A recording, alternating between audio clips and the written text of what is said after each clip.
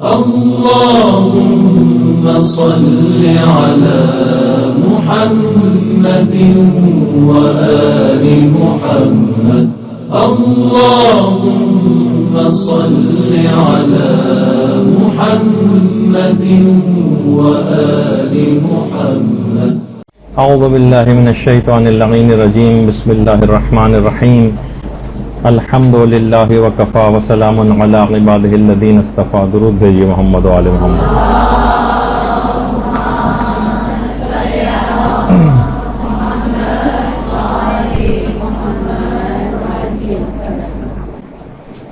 زیارت ایران کے سلسلے کا چوتھا اور آخری درس نمبر 4۔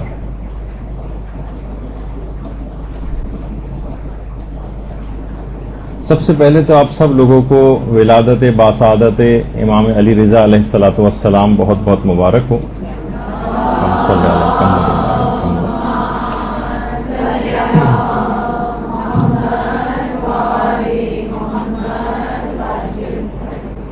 ترتیب کے اعتبار سے زیارات میں اب ہم انہی امام علی رضا علیہ السلام کی بہن معصومہ قم سلام اللہ علیہا کی زیارت کا بیان آج شروع کر رہے ہیں۔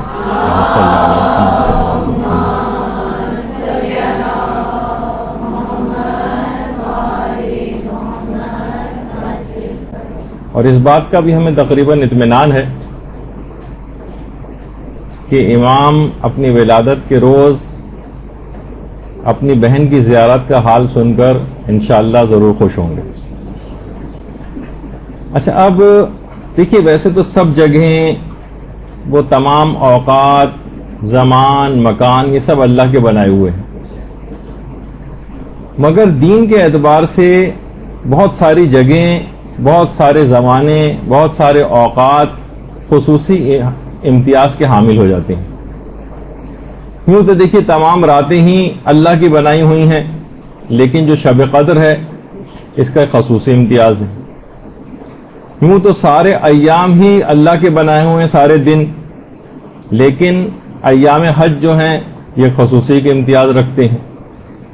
عید غدیر کا 18 ذی الحجہ خصوصی امتیاز رکھتا ہے۔ اس کے علاوہ پھر عید مباہلہ یہ خصوصی امتیاز رکھتی ہے، اور ایام عید اور اس طرح مختلف مبارک ایام۔ اچھا، اسی طرح سے پروردگار نے کچھ زمینوں کو بھی خصوصی امتیاز بخشا ہے، زمین کے کچھ علاقوں کو، کچھ شہروں کو۔ انہی میں سے ایک شہر قم بھی ہے، قم بھی اسی میں شامل ہے، اور یہی وجہ ہے کہ ہمارے چھٹے امام جعفر صادق علیہ الصلوۃ والسلام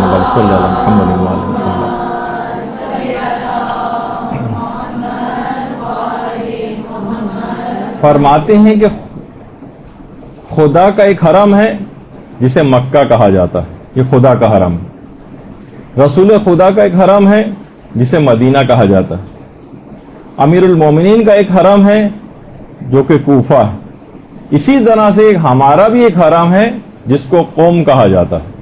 قم یہ سارے ائمہ کا حرم۔ اور چھٹے امام نے یہ جملہ بھی ارشاد فرمایا ہے کہ خدا نے قم کو دوسرے شہروں پر حجت قرار دیا ہے، اور وہاں کے لوگوں کو تمام جن و انسان پر حجت قرار دیا ہے۔ یہی وجہ ہے کہ کتنے ایسے واقعات بھی ملتے ہیں، اور علماء میں بات مشہور بھی ہے، جنوں کو تک کے اوپر یہاں کے لوگوں کی حکمرانی ان معنوں میں بھی کہی جا سکتی ہے، جیسے کہ مرحوم آغا بزرگ شیرازی کے متعلق کہا جاتا ہے کہ جن بھی ان کی تقلید میں تھے، اور باقاعدہ اپنے گھر کے تہہ خانے میں جاتے تھے جہاں جن حاضر ہوتے تھے، اور ان کو وہ احکامات شریعت بھی سکھاتے تھے۔ اسی طرح سے یہ بھی فرمایا تھا ہمارے چھٹے امام نے کہ عنقریب کوفہ مومنین سے خالی ہو جائے گا۔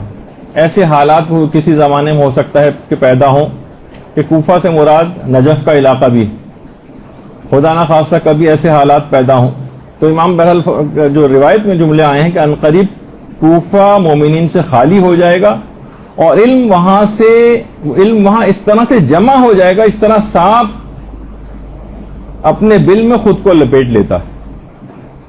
پھر امام فرماتے ہیں کہ پھر یہ علم ایک ایسے شہر میں ظاہر ہوگا جس کو قوم کہتے ہیں، اور پھر وہ شہر علم و فضل کا مرکز قرار پائے گا۔ تو بہرحال ظاہر کو دیکھیے، جو بھی وہاں جا رہا ہے، قوم جا رہا ہے، اس کو ایک معرفت ہونی چاہیے کہ کس شہر میں جا رہا ہے، وہ اس کے قدم کس سرزمین کے اوپر ہے، اسے وہاں کے شہر کی معرفت ہوگی تو وہ جا کر اس کی زیارت کا حق ادا کر سکے گا۔ دیکھیے بہت سارے شہر ایسے ہیں، دیکھیے آپ نے ایک جملہ سنا ہوگا جس کے اوپر قرآن کی آیات بھی ہیں، جسے یوم الست کہا جاتا ہے۔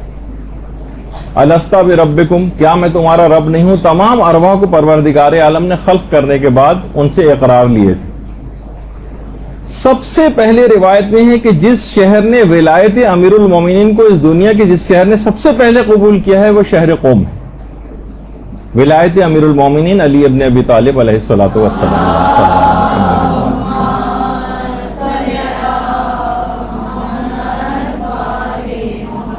یہی وجہ ہے کہ روایات میں یہ بات آئی ہے کہ جنت کا ایک دروازہ قوم کے لیے کھولا گیا۔ بہت سی روایات میں 3 دروازوں کا بھی تذکرہ ہے، جنت کے جو دروازے ہیں ان میں سے 1 یا 3 دروازے اہل قوم کے لیے کھولے گئے۔ اور علامہ مجلسی نے بھی لکھا ہے کہ طوفان نوح جس وقت آیا تھا تو کشتی چلتے چلتے جس جگہ پہ آ کر رکی تھی، جب قوم سے گزری تھی تو کشتی ٹھہر گئی تھی، رک گئی تھی۔ اور یہ بھی لکھا ہے کہ یہ زمین، جو قوم کی جو زمین ہے، یہ اصل میں بیت المقدس کا یا بیت المقدس کا ایک ٹکڑا ہے۔ اور یہی وجہ ہے کہ ہمارے چھٹے امام نے یہ جملے بھی ارشاد فرمائے ہیں کہ جب بھی تم پر کوئی مصیبت پڑے تم قوم پہنچ جاؤ، کیونکہ وہ فاطمیوں کی پناہ گاہ اور مومنین کے لیے جائے امن، قوم جائے امن۔ پھر ایک سوال یہ پیدا ہوتا ہے کہ آخر قوم کا نام قوم کیوں پڑا؟ قوم کیوں پڑا اس کا نام؟ تو بہار الانوار میں باقاعدہ علامہ مجلسی نے جو روایت لکھی کہ پیغمبر جب سفر معراج پر آسمانوں میں تشریف لے گئے تھے اور خانہ کعبہ سے مسجد الحرام تک کا جو سفر تھا، اس میں پیغمبر نے دیکھا، زمین کی طرف جب نگاہ کی تو دیکھا کہ زمین کا ایک ٹکڑا ہے جو بہت ہی خوش رنگ ہے، اور وہاں سے خوشبوؤں کی لپٹیں اٹھ رہی ہیں جو کہ مشک سے بھی زیادہ خوشبودار ہے۔ اور پیغمبر نے یہ بھی دیکھا کہ اس زمین کے اوپر ایک افسردہ حالت میں کوئی بوڑھا بیٹھا ہوا ہے۔ جبریل سے پیغمبر نے پوچھا ہے، جبریل، اچھا دماغ میں یہ بات رہے کہ پیغمبر جب کسی سے کوئی اس طرح کی چیز پوچھتے ہیں تو اس کا مقصد ایک لوگوں کی تعلیم کرنا ہوتا ہے، یا پیغمبر کہ اپنے علم کے مطابق جب وہ کسی چیز کی طرف متوجہ ہوتے ہیں تو علم حاصل ہو جاتا ہے، اور پیغمبر ہر وقت اپنے علم کا استعمال بھی نہیں کرتے تھے، جو کہ ایک الگ عقائد کی ایک بحث آتی۔ تو جبریل سے جب اس کے متعلق استفسار کیا تو جبریل نے کہا کہ یا رسول اللہ، یہ آپ کے اور آپ کے شیعوں کی زمین کا ایک ٹکڑا ہے جس کا نام قوم ہے۔ پیغمبر نے پوچھا یہ بوڑھا یہاں پر کون بیٹھا ہوا ہے جو افسردہ حالت میں؟ جبریل نے کہا یا رسول اللہ یہ ابلیس ہے۔ پیغمبر نے کہا مجھے فوراً اس کے پاس لے کر چلو۔ چشم زدن میں جبریل نے پیغمبر کو ابلیس تک پہنچا دیا، تو پیغمبر اس کے پاس گئے اور کہا قم قم یا ملاؤن، اے ملاؤن یہاں سے اٹھ جا اور جا کر دشمنان شیعہ کے اموال و خواتین میں شریک ہو، کیونکہ میرے اور علی کے محبین پر تیرا کوئی تسلط نہیں۔ تو پیغمبر نے یہ جو جملے کہے قم یا ملاؤن، اس وجہ سے اس کا نام قوم پڑ گیا۔ ابلیس کو کہا کہ اٹھ جا یہاں سے۔ تو اس حوالے سے بھی یہ چھٹے امام کی بہار کی 60ویں جلد کے اندر ایک اور روایت ہے کہ اس کا نام قوم کیوں پڑا، کہ اس میں امام نے فرمایا کیونکہ اس کے لوگ جس وقت قائم آل محمد کا ظہور ہوگا، اللہم صلی علی محمد و آل محمد،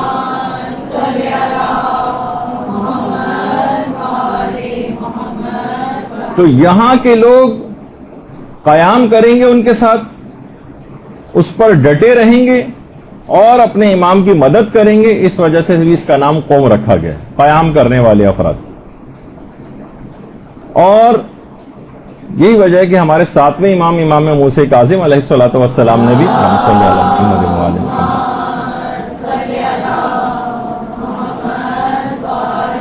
یہ فرمایا ہے کہ قوم آل محمد کا آشیانہ اور ہمارے شیعوں کی پناہ گاہ ہے۔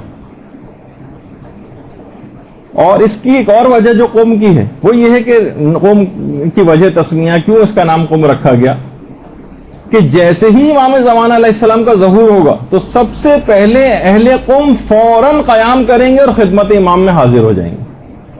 درود بھیجیے محمد علیہ وسلم.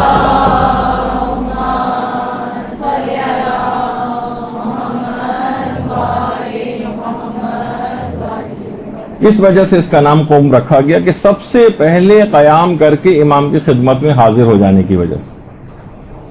اور اہل قوم کی جو خصوصیت بتائی گئی ہے باقاعدہ جو ہمارے 8ویں امام علی رضا علیہ الصلوۃ والسلام نے بتائی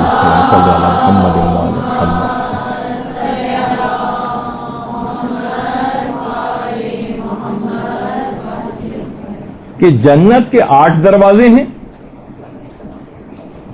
جس میں سے ایک اہل قوم کے لیے، اور بہت سی جیسے کہ میں نے کہا کہ روایات میں 3 دروازوں کو بھی تذکرہ آیا. پھر امام نے فرمایا فَطُوبَى لَهُمْ ثُمَّ طُوبَى لَهُمْ ثُمَّ طُوبَى لَهُمْ، پس خوشخبری ہو اہل قوم کے لیے، خوشخبری ہو اہل قوم کے لیے، خوشخبری ہو اہل قوم کے لیے. یعنی 3 دفعہ ان کے لیے امام نے خوشخبری کا لفظ اہل قوم کے لیے جو ہے وہ استعمال کیا. لیکن یہ بھی کہا جو ہمارے چھٹے امام نے کہ کوئی ظالم جب بھی کبھی اہل قوم کے لیے برائی کا ارادہ کرتا مگر یہ کہ اللہ جلد ہی اس کے اوپر عذاب نازل کر دیتا. یعنی کوئی بھی ظالم اگر اہل قوم کے لیے برائی کا ارادہ کرے گا اللہ بہت جلد اس پر اپنا عذاب نازل کرے گا، بشرطے کہ یہ لوگ اپنے دینی بھائیوں سے خیانت نہ کریں. یعنی اہل قوم پر یہ خصوصیت اس وقت تک رہے گی جب تک کہ وہاں رہنے والے افراد ایک دوسرے سے خیانت نہ کریں. جیسے کہ ہر چیز میں کچھ حدود و قیود اور شرائط ہوتی ہیں، اس لحاظ سے ایک شرط خصوصیت کے ساتھ یہ بھی بتائی گئی. اور یہ بھی کہا گیا کہ اہل قوم وہ افراد ہوں گے جن کا حساب و کتاب ان کی قبروں ہی میں ہو جائے گا اور وہاں سے وہ سیدھے جنت میں پرواز کر جائیں گے اہل قوم. اچھا یہ بات یاد رہے کہ اہل قوم میں ہر فاسق و فاجر یا خدا نہ خاصہ کوئی ایسا شخص وہاں جا کر رہنے لگے یا کوئی ظالم، اس سے وہ مراد نہیں جو ان خصوصیات کے حامل ہوں لیکن اس جگہ کے اوپر بھی رہتے ہوں، ان کے اندر یہ خصوصیات اور یہ فضائل ان کے اندر آ جاتے ہیں. اچھا اسی طرح سے یہ بھی کہا کہ خدا اہل قوم کی برائیوں کو نیکیوں میں تبدیل کر دے گا، اور ان کے لیے بہت جملے استعمال ہوئے ہیں روایات کے اندر کہ ہم اہل رکوع و سجود و قیام و قعود ہم الفقہاء الفہماء. یہ بہت ساری الگ الگ طریقوں سے روایات جو ہیں وہ آئی ہیں. ہم اہل الدرایت والروایا یا والولایا بہت سی جگہوں کے اوپر آیا ہے کہ قوم کے جو لوگ ہیں وہ اہل رکوع ہیں، اہل سجود ہیں، اہل قیام ہیں، اہل قعود ہیں اور دین کی انتہائی سمجھ رکھنے والے فقیہ ہیں. اور یہ اہل درایت ہیں، اہل روایت ہیں، اہل ولایت ہیں، بہترین عبادت کرنے والے ہیں. آپ دیکھیں کتنے فضائل قوم کا بیان ہو رہے ہیں. اور آپ لوگ حیران ہوں گے کہ آج کل بہت سارے ایسے افراد، کم علم قسم کے افراد، وہ باقاعدہ ان قوم کے مجتہدین کا مذاق اڑایا جاتا ہے، ان کو سر جو ہے برملا اور لوگوں کے سامنے یا کچھ دینی پروگراموں میں ان کو گالیاں دی جاتی ہیں، کیا کچھ کیا جاتا ہے. اور دیکھیں کتنی روایات وہاں کے اہل علم افراد کے لیے اور اہل قوم کے لیے جب کہ آئیں. تو اور یہ خصوصیات اہل قوم میں بہت شروع سے ہیں. کہا جاتا ہے کہ اہل قوم وہ افراد ہیں جنہوں نے سب سے پہلے شہروں کے اعتبار سے سب سے پہلے اپنے اموال جو تھے ان کے پاس ان میں سے خمس نکال کر اہل بیت تک پہنچایا. سب سے پہلے اہل قوم والے افراد نے. اور یہی وجہ ہے کہ جب کریمہ اہل بیت حضرت معصومہ قوم سلام اللہ علیہ وسلم صلی اللہ علیہ محمد وعلیہ محمد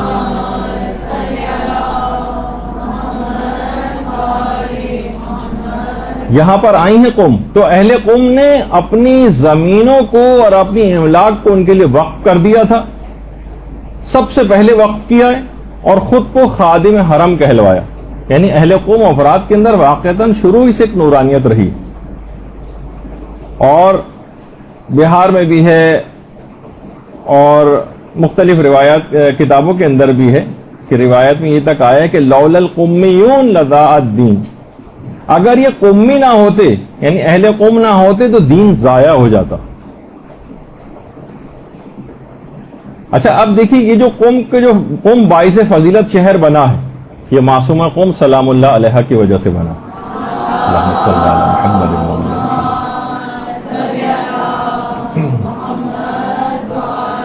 اور اہل قوم معصومہ کی وجہ سے شرف و فضیلت کے حامل ہوئے. یہی وجہ ہے کہ امام خمینی کا باقاعدہ جملہ ہے کہ آج تک جو کچھ بھی مجھے حاصل ہوا ہے وہ سب کا سب معصومہ قوم کی زیارت کا صدقہ ہے. یہ باقاعدہ جملہ امام خمینی کا، یہ صدقہ ہے معصومہ قوم کی قبر کی زیارت کا کہ جتنا بھی کچھ مجھے حاصل ہوا اس وجہ سے حاصل ہوا. اب تھوڑا سا ایک مختصر سا تعارف معصومہ کا کرا دیا جائے تاکہ زیارت آپ کو سمجھ میں آئے. جب تک مزور کی معرفت نہ ہو تب تک سمجھ میں نہیں آتا کہ ہم یہاں پر کیوں آئے ہیں. اور امام رضا کی حد تک تو وہاں پر لوگ پھر بھی عقیدت کا زیادہ مظاہرہ کرتے ہیں امام ہونے کی وجہ سے، لیکن کچھ جوش و جذبہ کچھ ٹھنڈا پڑتا دکھائی دینے لگتا ہے کہ جب معصومہ قوم کے دربار میں پہنچتے ہیں.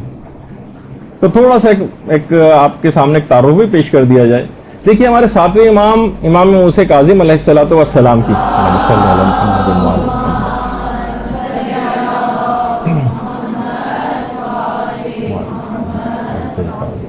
چار بیٹیاں تھیں. اچھا چاروں کا نام امام نے فاطمہ رکھا تھا. فاطمہ کبریٰ، فاطمہ صغریٰ، فاطمہ وسطیٰ، فاطمہ اخریٰ.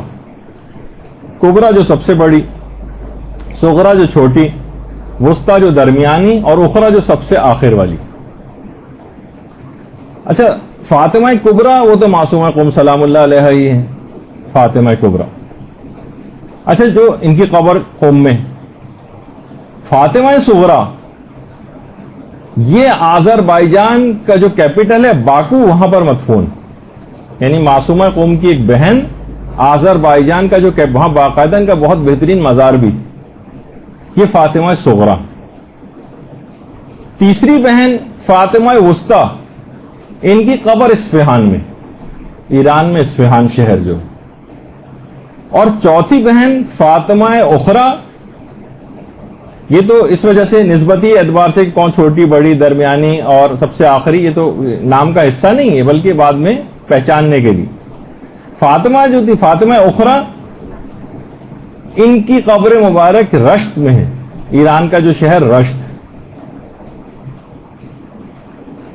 یہ ان کی قبر مبارک ہے. فاطمہ اخریٰ سلام اللہ علیہا. اللہم صلی علی محمد.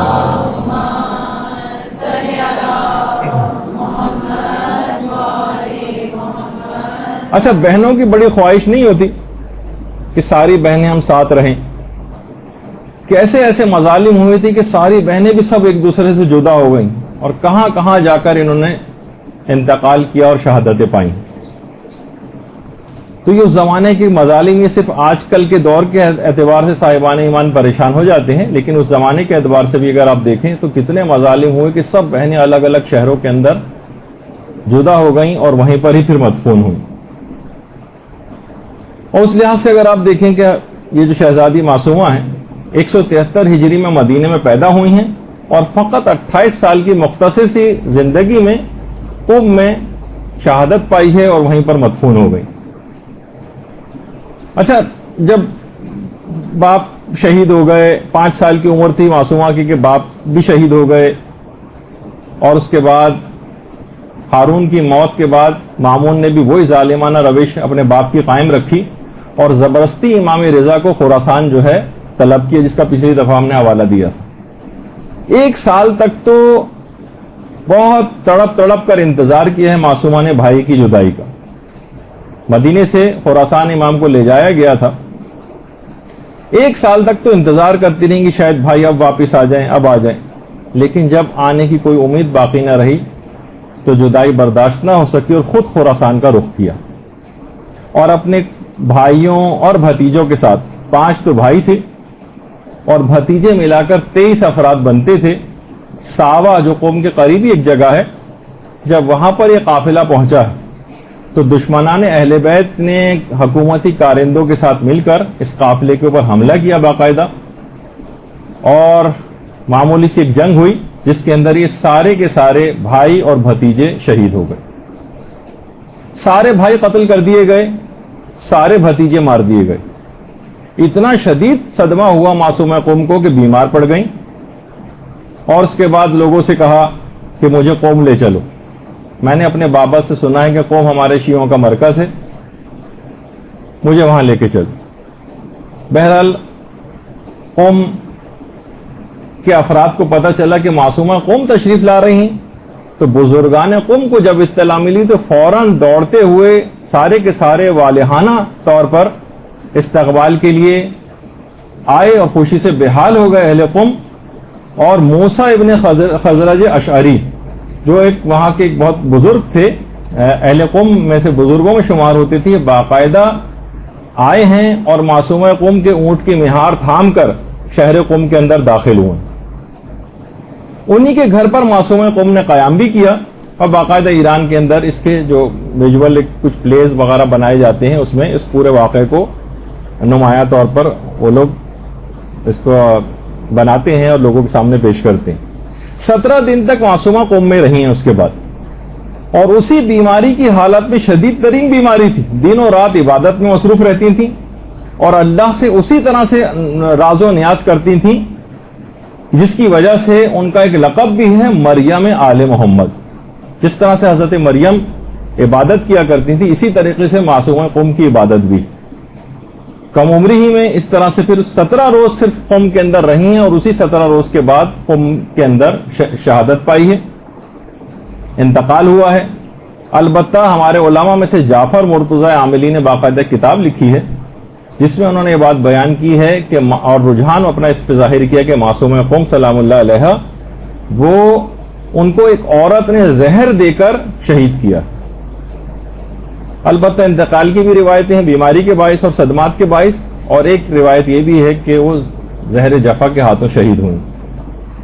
17 روز تک موسیٰ بن خزرج اشعری کے گھر کے اندر ہی قیام کیا تھا، اور وہاں آج بھی اب وہ گھر جو ہے ایک مدرسہ وہاں پر ہے، اس کا نام ہے مدرسہ سیدہ۔ اس میں باقاعدہ ایک عبادت گاہ بھی ہے کہ جہاں پر معصومہ قوم عبادت کیا کرتی تھی، اور اس جگہ کا نام بیت النور، لیکن بہرحال ایک مدرسے کے اندر ہے۔ اچھا، جب شہید ہو گئی ہیں معصومہ تو اس کے بعد قوم کی جو مقدس خواتین تھیں وہ آئی ہیں، انہوں نے غسل اور کفن کے فرائض انجام دیے، لیکن ایک بہت بڑا مسئلہ ایک اہل قوم کے لیے ہو گیا۔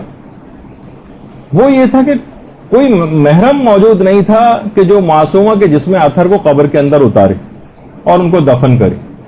سارے اہل قوم شدید پریشان تھے کہ اس موقع پر کیا کریں، اور ایک انتہائی متقی و پرہیزگار ایک بزرگ کا اہتمام کیا گیا جن کا نام قادر تھا۔ کہا کہ ان کا انتخاب کرتے ہیں۔ قادر خود بہت گھبرائے ہوئے تھے، کیسے معصومہ قوم کو کہ جسم اطہر کو قبر کے اندر اتارے۔ اب یہ سب پریشان قبر کے گرد کھڑے ہوئے تھے کہ اچانک سے دیکھا کہ 2 بزرگوار ہستیاں گھوڑے پر سوار تشریف لا رہی ہیں۔ اللہم صلی علی محمد وعلی محمد۔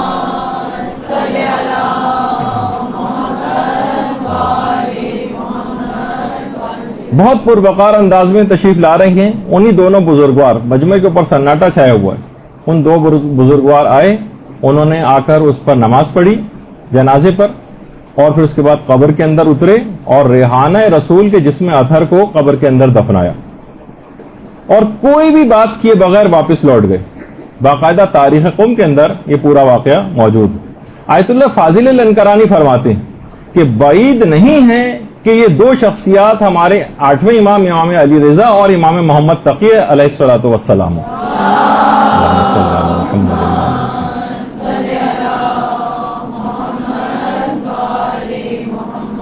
تدفین کے فرائض ان دونوں ائمہ معصومین علیہ السلام نے انجام دیے ہیں، اور جو اس فریضے کی ادائیگی کے بعد دوبارہ خراسان واپس تشریف لے گئے قوم سے۔ تو دفن کے بعد قبر کے اوپر اہل قوم نے باقاعدہ بوریے کا ایک سائبان پہلے بچھایا اس پر سائے کے لیے، اور سالوں کے بعد جب ہمارے امام محمد تقی علیہ الصلوۃ والسلام کی بیٹی زینب یہاں سے گزری، اللہم صلی علی محمد وعلی محمد،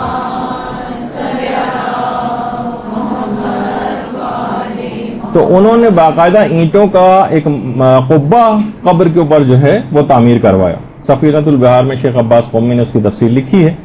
اس کے بعد پھر یہ جو معصومہ کا جو حرم ہے اس کے بعد یہ زیارت گاہ جو ہے وہ قرار پایا اور آج تک بے تحاشا کرامات ان کے روضے سے صادر ہوتی ہیں. اچھا آپ یہ دیکھیں کہ اتنی ایسی شخصیت ہے معصومہ کی, ایسا مقام اور قدر اور منزلت ہے کہ بڑے بڑے علماء اور فقہا یہاں پر آتے ہیں اور اپنے عقیدت کا اظہار کرتے ہیں. یہ آیت اللہ صافی گلپائگانی ہیں. قبر کی صفائی کے لیے, گرد و غبار کو صاف کرنے کے لیے بڑے بڑے مراجع یہاں پر آتے ہیں. رہبر محترم یہاں پر اکثر تشریف لاتے ہیں اور اپنے لیے باعث فخر سمجھتے ہیں. بڑے بڑے علماء صفائی کے لیے اپنے آپ کو مقرر کر رکھا ہے یہاں پر. یا آغا اشتہاردی ہیں, ان کا قوم کے اندر سب سے بہترین اور ایک بڑا درس اخلاق ہوا کرتا تھا. یہ اکثر معصومہ قوم کے حرم میں اس طرح سے آ کر بیٹھا کرتے تھے. بڑے بڑے مراجع اس میں جو ہے ناصر مکارم شیرازی بھی ہیں اور آیت اللہ جعفر سبحانی ہیں, آ کر تلاوت قرآن کرتے ہیں. باقاعدہ ایک دن مقرر ہے کہ علماء صفائی کے لیے اپنے لیے مقرر کر رکھا ہے دن, کہ جھاڑو اور تمام چیزیں اور ڈسٹر ان سب سے پوری سارے علماء آ کر ان فرائض کو انجام دیتے ہیں اور اپنے لیے باعث شرف اور باعث افتخار سمجھتے ہیں. اور باقاعدہ اپنے ساتھ کپڑے لے کر آتے ہیں تبرکن, وہ جو گرد و غبار یہاں سے سارا جو جمع ہوتا ہے متبرک, وہ اس کو لے کر جاتے ہیں. تو اس سے آپ اندازہ لگائیں. اور اتنی زیادہ کرامات ہیں باقاعدہ کہ پوری کتاب اس موضوع پر لکھی گئی ہے. وہ کرامتیں جو خود حرم کی خدام نے دیکھی, عنایات معصومیہ کے نام سے پوری کتاب موجود ہے اس پر. اور کیوں نہ ہو, کیونکہ ایسی صفات اور ایسی کمال کی شخصیت تھی معصومہ کی کہ شبیہ حضرت فاطمہ الزہرا سلام اللہ علیہ قرار پائیں.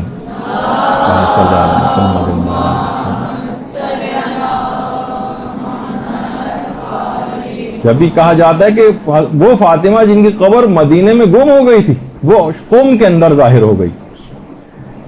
اور یہی وجہ ہے کہ جو واقعہ مشہور ہے آیت اللہ مرشی نجفی کے والد محمود مرشی کا, محمود مرشی کہ جنہوں نے باقاعدہ واقعہ مشہور ہے, مختصراً صرف بیان کر رہا ہوں, وہی کہ جن کا میں نے پچھلی دفعہ بتایا تھا کہ آیت اللہ مرشی نجفی کے جو والد تھے محمود مرشی, یہ عالم برزخ میں جو ان کی مصروفیات ہے اس میں قبر امام حسین پر تلاوت قرآن کرنے پر ان کی روح معمور.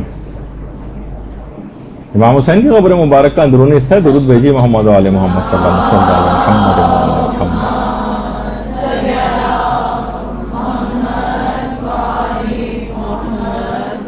محمود مرشی نے حرم امیر المومنین میں 40 راتوں کا ایک عمل کیا تھا کہ یہ بات پتہ چلا سکیں گے حضرت زہرا کی قبر مبارک کہاں ہے.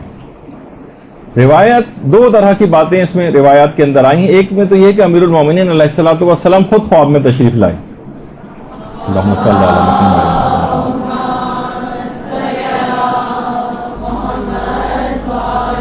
اور آیت اللہ محمود مرشی سے پوچھا کہ حضرت زہرا کی قبر کیوں معلوم کرنا چاہتے ہو کہ کہاں ہے. کہا کہ مولا اس وجہ سے تاکہ ہم زیارت کر سکیں.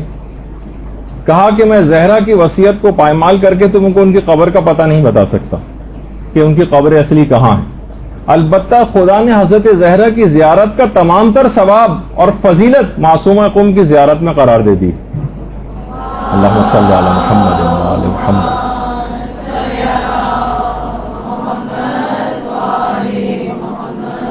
اور دوسرے طریقے سے جو واقع آیا ہے اس میں ہے کہ یہ امیر المومنین کے بجائے 5ویں اور 6ٹھے امام ان کی خدمت میں محمود مرشی جو ہے وہ حاضر ہوئے اور خواب میں ان دونوں نے پوچھا کہ تم کیوں معلوم کرنا چاہتے ہو. تو انہوں نے سارا واقعہ یہ بتایا کہ تاکہ ان کی زیارت کر سکو. تو امام نے فرمایا تمہیں کریمہ اہل بیت کا دامن تھامنا چاہیے. اچھا واقعے کے اندر یہ ہے کہ آیت اللہ محمود مرشی یہ سمجھے کہ گویا امام کا حکم حضرت زہرا کے بارے میں ہے. انہوں نے عرض کیا میری جان آپ پر قربان, میں نے یہ ختم قرآن حضرت زہرا کی قبر کا مقام جاننے کے لیے تو کیا تھا تاکہ میں آپ کی قبر کی زیارت کر سکوں. امام نے فرمایا میری بات سے مراد قم میں فاطمہ معصومہ کی قبر ہے، اور فرمایا کہ بعض مصلحتوں کی بنا پر اللہ نے ارادہ فرمایا ہے کہ فاطمہ زہرا کی قبر مخفی رہے، اس وجہ سے ذات باری نے قم میں حضرت معصومہ کی قبر کو حضرت زہرا کی قبر شریف کی جلوہ گاہ قرار دیا۔ تو آپ نے دیکھا کہ دوسری روایت میں 5ویں اور 6 امام سے ہے، اور امام نے اس کے اندر ایک جملہ کہا تھا علیکہ بکریمت اہل البیت، کہ تمہیں چاہیے کہ کریمہ اہل بیت کے دامن کو تھام لو، ان کی طرف رجوع کرو۔ آیت اللہ مرشی نجفی کہتے ہیں یہ تو اس زمانے میں نسبتاً اتنے بوڑھے نہیں ہوئے تھے، ان کے والد کہتے تھے کہ میں تو اب اس قابل نہیں رہا کہ نجف سے بار بار قم کی زیارت کے لیے جاؤں، تو تم میری نیابت میں معصومہ قم کی قبر کی زیارت کرو۔ آیت اللہ مرشی نجفی کہتے ہیں پھر میں قم آیا نجف سے، اور جب واپس جانا چاہتا تھا تو شیخ عبد الکریم حائری کے بہت زیادہ اصرار کی بنا پر پھر میں قم ہی میں رک گیا، اور آج فرماتے ہیں جس وقت یہ بات انہوں نے بیان کی کہ آج 60 سال ہو گئے ہیں، روزانہ معصومہ قم کی قبر کا پہلا زائر میں ہوتا ہوں۔ اللہم صلی علی محمد و علی محمد۔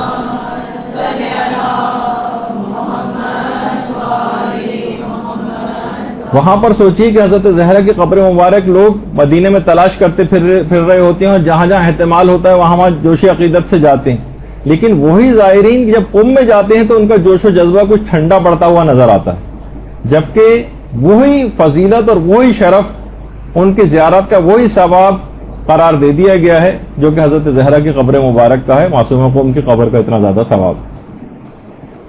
اچھا، اتنی زیادہ کرامتوں کا ظہور ہوتا ہے روضے سے کہ خود آیت اللہ عراقی فرماتے ہیں کہ میرے ہاتھ پر ورم آ گیا تھا، خود آیت اللہ عراقی نے کہا، اور میری ایسی بیماری ہو گئی تھی کہ ہاتھ کی جلد پھٹنے لگی تھی، اور اتنا میں پریشان ہو گیا تھا، تمام علاج کر کر کے پریشان ہو گیا تھا اور شفا نہیں ملتی تھی، یہاں تک کہ میں وضو سے بھی معذور ہو گیا اور تیمم کرنے لگا نمازوں کے لیے۔ پھر ایک دن میں نے توسل کیا حضرت معصومہ سے، تو مجھے الہام ہوا معصومہ کی طرف سے کہ تم دستانے پہنا کرو۔ میں نے صرف چند ہی دن دستانے پہنے تھے کہ وہ جو کبھی مرض ٹھیک ہونے کا نام نہیں لے رہا تھا، فقط چند دنوں کے اندر اندر ہی ٹھیک ہو گیا۔ اللہم صلی علی محمد۔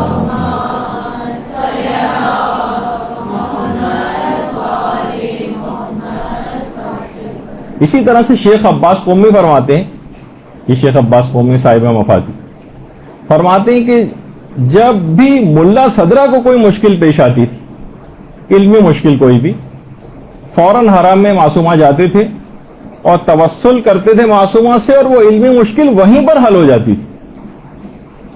باقاعدہ فوائد الرضاویہ کے اندر شیخ عباس قمی کا یہ جملہ موجود۔ اور حرم کے جو خدام ہیں، حرم کے خادم نے بیان کیا، وہ عنایات معصومیہ میں بھی ہے، کہ اس کی بینائی بالکل ختم ہو گئی تھی۔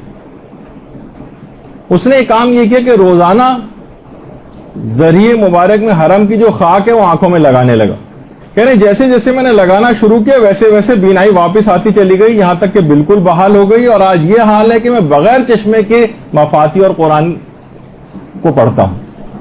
اللہم صلی علی محمد۔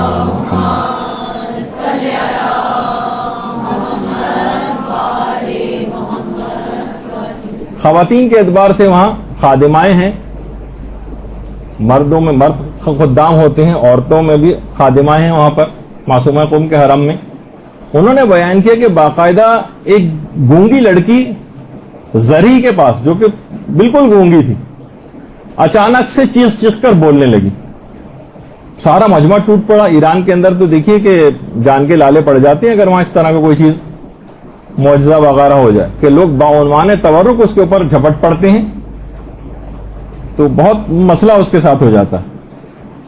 حرم کے فوراً خادمائیں آئیں اور فوراً بحفاظت اس کو اس حجرے کے اندر پہنچا دیا کہ جہاں پر عام طور پر اس قسم کے افراد کو رکھا جاتا ہے۔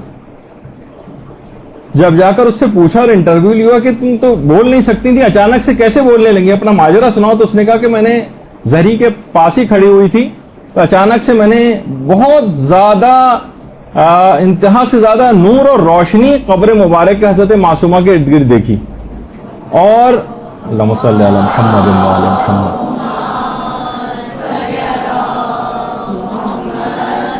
اور میں نے دیکھا کہ اسی قبر مبارک کے اس نور میں سے ایک معظمہ ہیں جو مجھے دیکھ کر کہہ رہی ہیں کہ اب تم بالکل ٹھیک ہو گئی ہو، اب تم بول سکتی ہو۔ اسی وقت میں نے چیخ کر بولنا شروع کر دیا، یعنی اس کو بھی یقین نہیں آیا تھا۔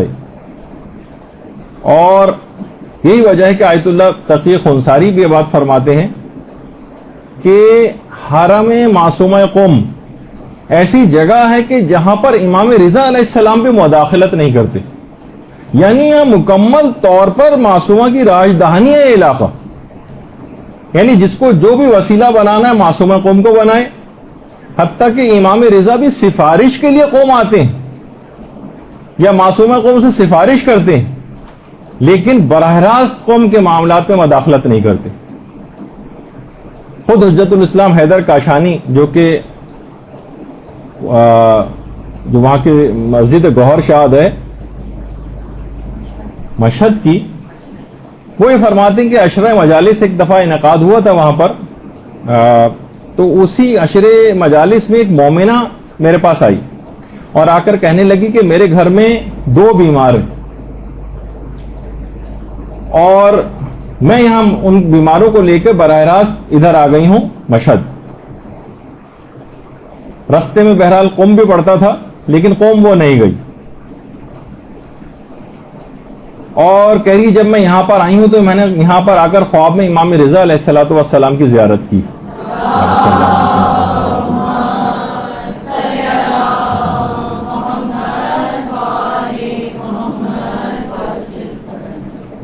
امام نے فرمایا مجھ سے کہ تم یہاں پر آئی ہو تو تمہارے ایک جوان کو تو میں شفا دے دوں گا، لیکن دوسرے بھائی کو لے کر تمہیں قم جانا پڑے گا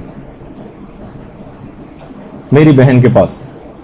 اس نے کہا کہ خواب میں مجھے یہ امام آئے ہیں اور یہ کہا۔ ان عالم دین نے کہا کہ عورت کو باقاعدہ سمجھایا کہ حضرت امام علی رضا علیہ السلام نے شکوہ کیا ہے کہ تم میری بہن کی زیارت کو کیوں نہیں گئی، یعنی اس قوم سے گزرتے ہوئے براہ راست وہاں آ گئی لیکن امام نے اس کو پسند نہیں کیا۔ آپ کو یاد ہوگا ایک دفعہ میں نے واقعہ بھی سنایا تھا کہ جب سعودی عرب کا ایک بادشاہ آیت اللہ بروجردی کے پاس قوم آنا چاہتا تھا تو انہوں نے ملنے سے منع کر دیا تھا، کیونکہ یہ تو وہابی العقیدہ ہے، کبھی کسی قبر کی زیارت پہ کبھی جائے گا نہیں اور میں برداشت نہیں کر سکتا، یہ معصومہ قوم کی توہین سمجھتا ہوں کہ کوئی بادشاہ میرے پاس آئے اور معصومہ کی قبر کی زیارت کے لیے نہ جائے۔ اسی طریقے سے امام نے بھی اس بات کو پسند نہیں کیا کہ قوم سے کوئی گزر کر آ جائے، کہا کہ ایک کو میں دے دوں گا شفا، کیونکہ بہرحال اتنی دور سے 2 بیماروں کو لے کر آئی ہے، لیکن ایک کو تو لازمی وہاں لے جانا پڑے گا۔ اور دیکھیے یہی وجہ ہے کہ پیغمبر اسلام کی بھی جو باقاعدہ ایک روایت ہے کہ جو بھی مدینے میں میری قبر کی زیارت کرے اور میرے چچا حمزہ کی قبر کی زیارت نہ کرے اس نے جفا کی ہے، مجھ سے غداری کی ہے، یعنی حضرت حمزہ کی، یعنی یہ ایک طریقہ کار ہے کہ بہرحال جو کوئی وہاں پر جائے اس کے لیے ضروری ہے کہ مدینے جا رہا تو حضرت حمزہ کی قبر پر بھی جائے، جو مکے آ رہا ہے وہ جنت البقیع کی زیارت کے لیے مدینے بھی جائے، جو مشہد آ رہا ہے اسے چاہیے کہ قوم کی زیارت بھی کرے۔ تو بہرحال اور تقریباً ایک شخص تھا جس کے متعلق تمام کتابوں کے اندر بھی ہے کہ 3 سال سے ایک مفلوج شخص تھا۔ اچھا اب یہ تو خیر یہ تصویر یہ ان شخص کی نہیں ہے، بلکہ یہ آیت اللہ مہدوی کنی کی تصویر، جن کا بھی کچھ ہی عرصے پہلے انتقال بھی ہو گیا ہے۔ یہ کافی عرصے سے کوما کی حالت میں تھی اور حرم کے آستانہ قدس رضوی کی باقاعدہ ایک تبرکات حرم سے مس کر کے لے کر آتے ہیں بیماروں کے اوپر، تو کہتے ہیں کہ کتنے عرصے سے کوما میں تھے بالکل بے ہوش، اور جب ان کے اوپر یہ چیز جیسے یہ وہاں سے مس کیا ہوا کپڑا ان کے اوپر ڈالا آیت اللہ مہدوی کنی پر ہاسپٹل میں، اسی وقت انہوں نے اپنی آنکھیں کھول دی تھی اور آنکھوں سے باقاعدہ آنسو بہنے لگے تھے۔ اس کے بعد پھر ظاہر ہے کچھ عرصے کے بعد پھر ہارٹ اٹیک ہوا اور اس کے بعد پھر دنیا فانی سے کوچ کر گئے، لیکن بہرحال یہ کہ اسی وقت یہ بہت حیران کن بات ہوئی کہ اسی وقت یہ اس طرح کا واقعہ ہوا۔ ہمارے ایک دوست نے تو باقاعدہ تجربہ بھی کیا تھا کہ ان کی کوئی رشتہ دار جن کے جو اسی طرح کی بالکل تقریباً موت جیسی ان کے پاس یا حالت احتضار والی یا ہارٹ بیٹ تقریباً بالکل نہ ہونے کے برابر ان کی ہو رہی تھی، اور اس وقت انہوں نے ان کے کان میں سورہ یاسین کی تلاوت جو ہے اپنے ایئر فون کے ذریعے لگا دی، تو ایک دم سے اسی وقت تیزی کے ساتھ ہارٹ بیٹ جو نمایاں ہو رہی ہوتی ہے مانیٹر کے اوپر، اسی وقت اس کے اندر تبدیلیاں نوٹ کی گئی فوری طور پر. تو بعض اوقات دیکھیں ان تمام چیزوں کے اندر بہت تبرکات کے اندر بہت ہم لوگ کیونکہ مادیات کے پردے اتنے ہو گئے ہیں، شکوک و شبہات اتنے بڑھ گئے ہیں، اصلاً دیکھا جائے تو عقیدے بھی بہت کمزور ہو گئے، اس وجہ سے ہم لوگوں کے ساتھ یہ چیزیں پیش بھی نہیں آتی. تو بہرحال میں اس مفلوج کی بات بیان کر رہا تھا کہ جو 3 سال سے مفلوج تھا، اور وہ اسی حرم میں شفا یابی کی نیت سے باقاعدہ دعائے توسل میں بھی شریک ہوتا تھا، لیکن بہرحال اس کا فالج صحیح نہیں ہو رہا تھا. ایک دن اس نے امام رضا کی زری کے پاس آ کر گویا شکایت کی کہ مولا آپ غیر مسلموں کو بھی محروم نہیں کرتے، میں آپ کا شیعہ ہوں، آپ مجھ پر توجہ کیوں نہیں دے رہے ہیں؟ مولا آپ مجھ کو جواب دیں، یا تو مجھے جواب دے دیں یا پھر میں قوم جا کر آپ کی بہن سے آپ کی شکایت کروں گا. دیکھیے بہت بڑی بات ہے، بہت ہم لوگوں میں یہ بالکل اس بات کی کہ ہمارا کتنا بھی خدا نہ خواستہ نقصان کیوں نہ ہو جائے، اس قسم کی کوئی ہم لوگوں کے اندر ہمت نہیں کہ ہم امام سے یہ بات کہہ سکیں. لیکن بہت سے لوگ، ہر شخص کے احوال الگ ہوتے ہیں، طریقہ کار الگ ہوتا ہے. کہا میں مولا میں آپ کی شکایت کروں گا آپ کی بہن سے جا کر، اور پھر میں ان کو وسیلہ قرار دوں گا. وہ کہتا ہے مفلوج اس کو گھر دوبارہ لے کر آئے وہاں سے زری سے، کہہ رہے ہیں میں گھر آ کر سویا تو میں نے خواب میں معصومہ قوم سلام اللہ علیہ کی زیارت کی.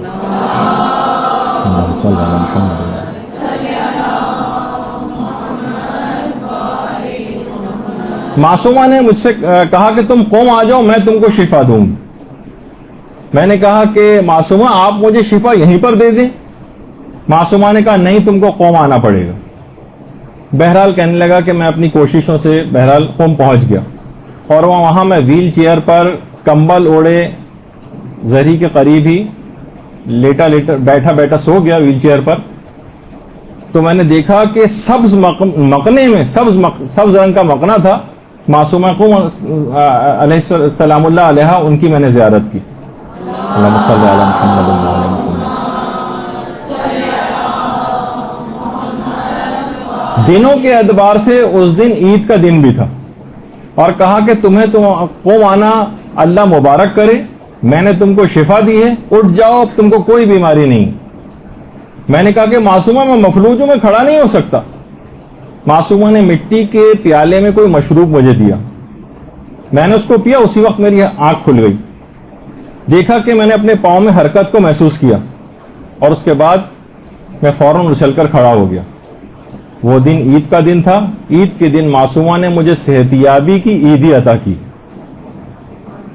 اور باقاعدہ یہ جو کرامت ہے آستان مقدسہ میں باقاعدہ اس مریض کی تصویر کے ساتھ، اس کی آڈیو کیسٹ کے ساتھ، اس میں اس نے سارا حال بیان کیا ہے، باقاعدہ وہاں پر محفوظ بھی. آیت اللہ سید جعفر میر عظیمی، انہوں نے باقاعدہ ایک کتاب لکھی ہے بارگاہ فاطمہ معصومہ تجلی گاہ فاطمہ زہرا. روایت کے اندر بھی اس میں یہی آیا تھا نا محمود مرشی میں کہ وہ تجلی گاہ ان کی قبر کو قرار دے دیا گیا حضرت زہرا کی. باقاعدہ اس پہ کتاب لکھی ہے انہوں نے، اور اس میں آیت اللہ فاضل الانکرانی کی یہ بات نقل کی ہے. دیکھیے آتھینٹک ذریعے سے آیت اللہ جعفر میر عظیمی نے اپنی کتاب کے اندر آیت اللہ فاضل الانکرانی کی بات لکھی ہے کہ آیت اللہ فاضل الانکرانی فرماتے ہیں کہ ایک دن میں حرم معصومہ قوم میں زیارت کے لیے گیا، اور میں نے جا کر زیارت پڑھی، اور اس کے بعد کہا کہ معصومہ مجھے آپ سے کوئی دنیاوی حاجت نہیں، فقط اتنی عنایت آپ مجھ پہ کر دیں کہ مجھے آیت تطہیر کے اسرار کا علم عطا فرما دیں. دیکھیے کہ ہمارے معیار بھی تو ہونا چاہیے نا کوئی دعاؤں کا. میں نے پچھلی مرتبہ بھی کہا تھا کہ ہم ایک لحاظ سے دعاؤں کا معیار بھی گھٹیا ہو گیا. بہرحال آیت تطہیر کے اسرار اور رموز مجھے عطا فرما دیجئے. کہہ رہے ہیں میں اس دعا کے بعد گھر گیا ہوں، اور گھر میں جانے کے بعد میں نے غور و فکر سے آیت تطہیر کے ایسے مطالب مجھے القاء ہوئے کہ اگر میں 50 سال تک بھی مطالعہ اور فکر کرتا تب بھی مجھ پر وہ مطالب روشن نہ ہوتے جو کہ معصومہ قوم سے اس توسل کے بعد مجھ کو حاصل ہوں. درود بھیجیں گے.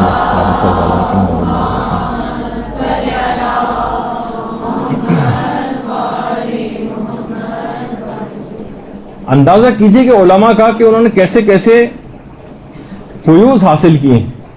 علامہ محمد حسین طباطبائی اس قدر احترام، فوق العادہ احترام. یاد ہے آپ کو امام رضا کا بھی ایسی احترام تھا ان کے دل میں. وہ کہتے تھے کہ میں دل تو میرا یہ چاہتا ہے اگر یہ منع نہ ہوتا تو میں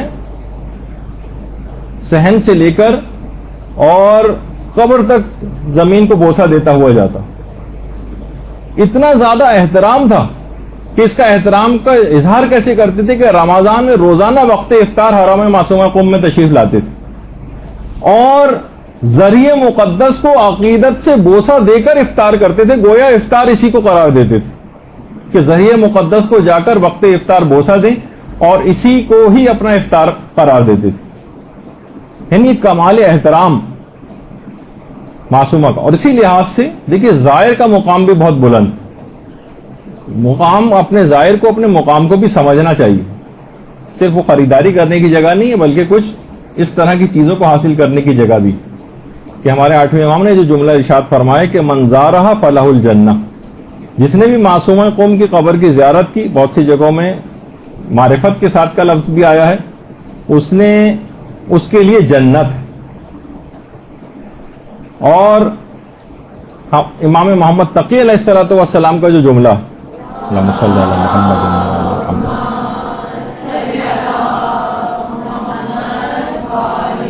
جس نے بھی قم میں ہماری پھوپھی کی زیارت کی اس کے لیے بھی جنت، اس کے لیے جنت. اور یہ بھی کہا، یہ بھی ہمارے 8ویں امام کا ہی ہے کہ اس نے زیارت کی ان کے حق کو پہچانتے ہوئے، عارفن بحقھا فلہ الجنہ، اس کے لیے جنت.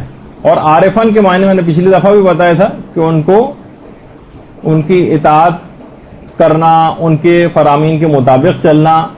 جو اس طریقے کار سے زیارت کرے گا اور اس دماغ میں رکھتے ہوئے ان کی پیروی کا ارادہ کرتے ہوئے، اس کے لیے جنت.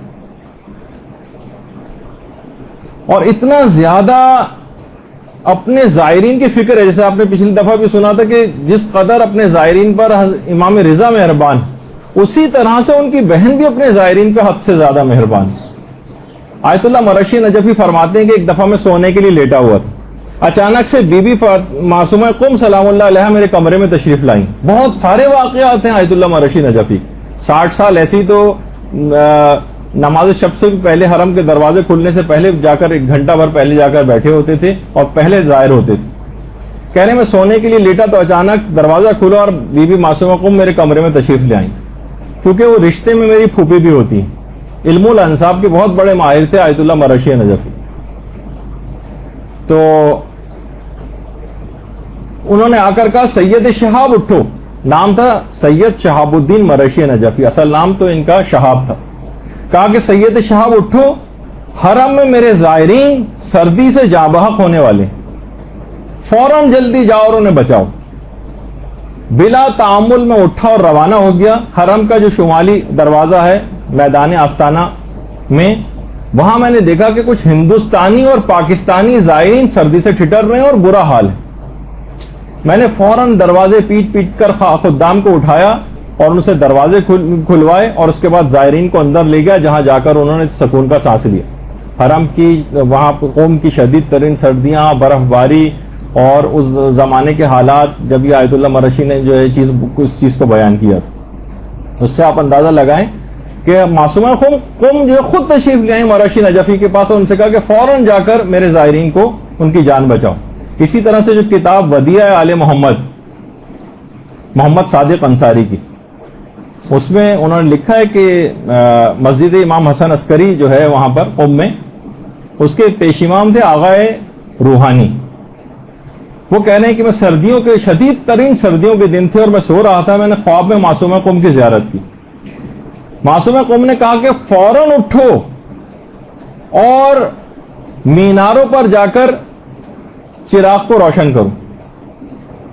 کہہ رہے میں فوراً اٹھا اور بھاگا، کیونکہ حکم تھا. بہرحال بھاگا میں گیا اور حرم کے جو مینار تھے ان میں چراغوں کو روشن کیا. اس تصویر میں بھی اگر آپ غور سے دیکھیں تو باقاعدہ آپ کو سمجھانے کے لیے کہ یہ واقعہ کس طرح سے ہوا ہوگا، باقاعدہ ہم نے اس پہ چراغ بھی بنا کے دکھایا تاکہ آپ ویژوائز کر سکیں. فوراً میں نے تعمیل احکام کی، چراغ روشن کیے، اور اس کے بعد پھر آ کر سو گیا۔ صبح کو جب میں گیا تو زائرین کچھ وہاں پر نئے آئے ہوئے تھے اور آپس میں باتیں کر رہے تھے کہ کل ہمارے ساتھ بی بی نے ایک بڑا عجیب معجزہ دکھایا، ورنہ تو اگر حرم کے کل میناروں کے چراغ روشن نہ کیے جاتے تو ہم حرم کا راستہ ہرگز نہ پا سکتے اور سب سردی کی وجہ سے ہلاک ہو جاتے۔ تو درود بھیجیے محمد و آل محمد صلی اللہ علیہ وسلم۔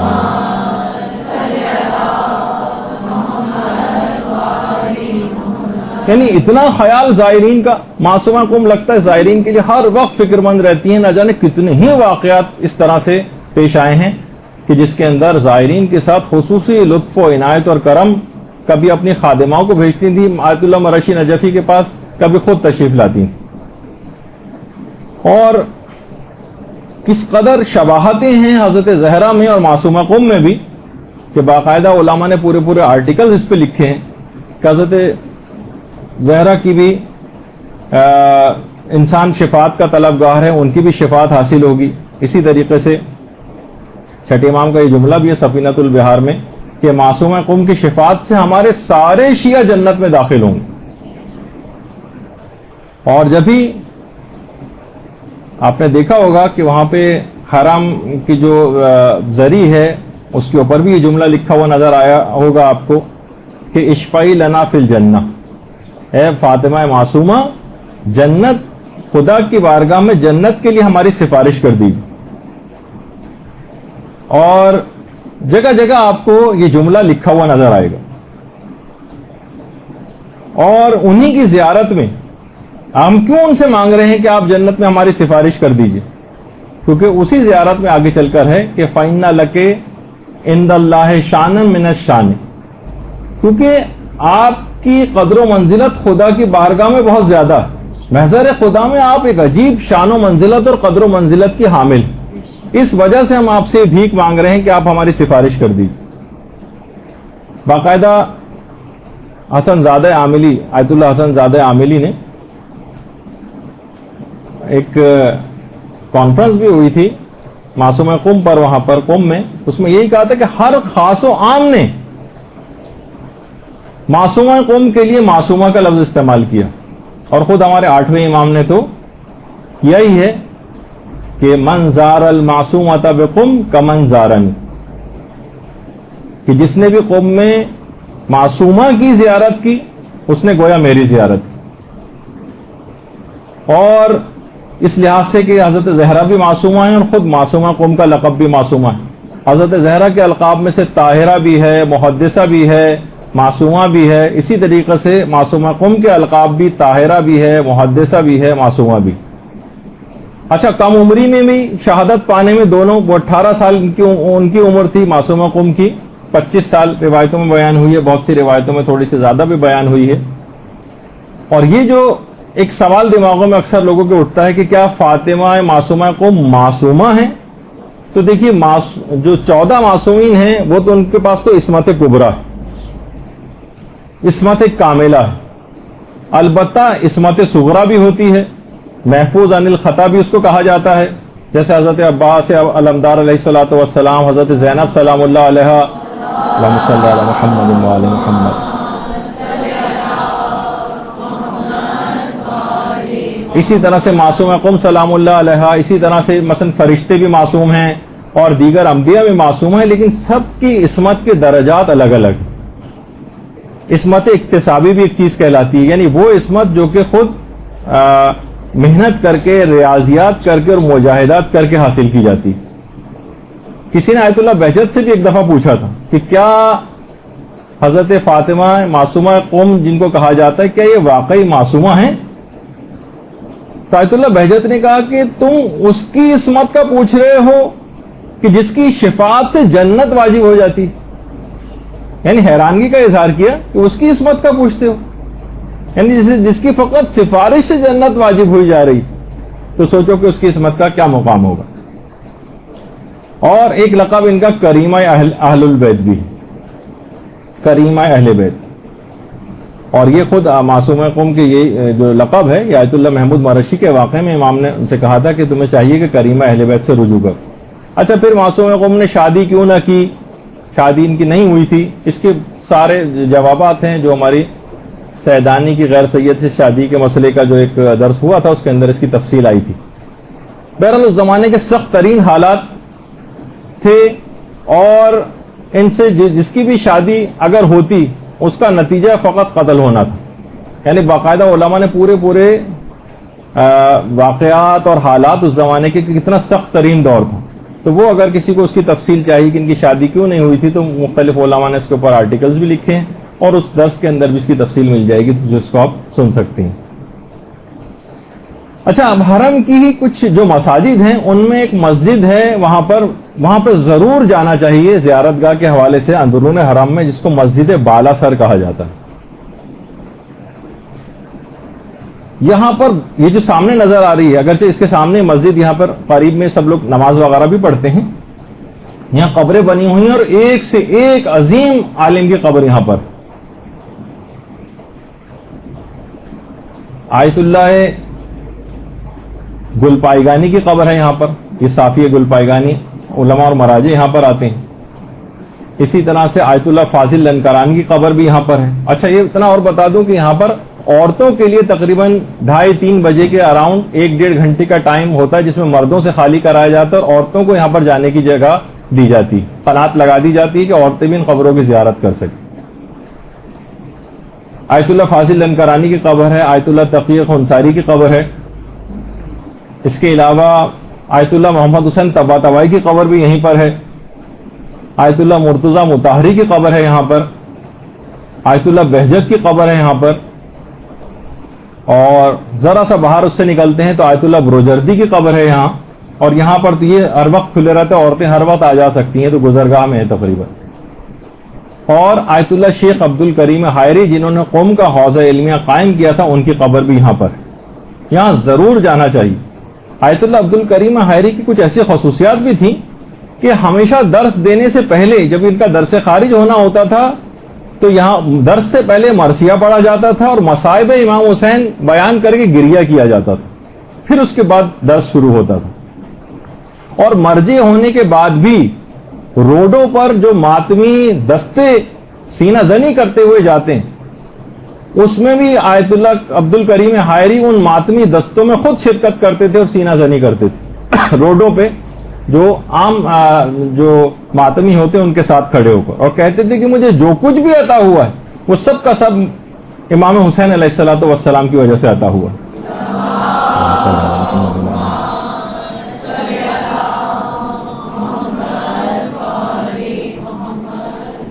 اور اس حد تک امر بالمعروف اور نہی عن المنکر کے اتنا فوق العادہ ان کے دل میں اس کا احترام تھا اس حکم کا کہ ہر اہتمام کرتے تھے کہ کسی طریقے سے اس فریضے کو ادا کریں.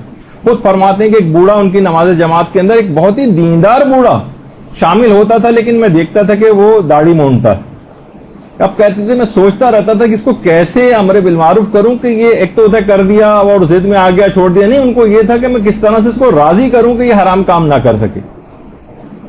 تو کہنے لگے ایک دن مجھے موقع مل گیا، زری پر مجھے وہ بوڑھا نظر آ گیا تو میں اس کے قریب گیا اور کہا کہ میں چاہتا ہوں کہ آپ کے چہرے پر بوسہ دوں. بوڑھے نے اجازت دے دی.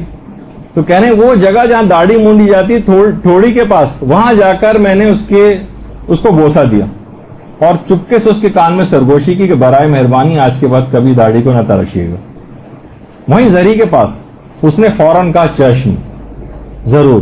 پھر اس کے بعد کہنے میں نے اس کے بعد کبھی بھی اس کو داڑھی مونڈتے نہیں دیکھا.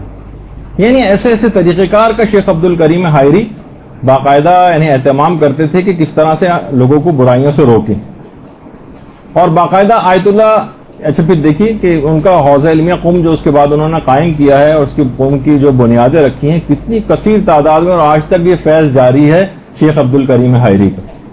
کہ آیت اللہ سید احمد زنجانی، یہ وہی آیت اللہ سید احمد زنجانی ہیں کہ جنہوں نے ایک تو جو کہ موجودہ مراجع میں سے آیت اللہ موسیٰ شبیری زنجانی کے والد ہیں، موسیٰ شبیری زنجانی کے، اور امام خمینی کے بھی قریبی ساتھیوں میں سے تھے. امام خمینی کے ساتھ ان کی تصویر ہے جوانی کی. اور یہ وہ بھی ہیں کہ جنہوں نے اپنے ہاتھ سے پورا قرآن اپنے کفن پر تحریر کیا تھا. اپنے ہاتھ سے پورا قرآن لکھا ہے مرجعیت کے تمام تر مصروفیات کے باوجود. تو باقاعدہ ان کی کتاب ہے الکلام یجر الکلام.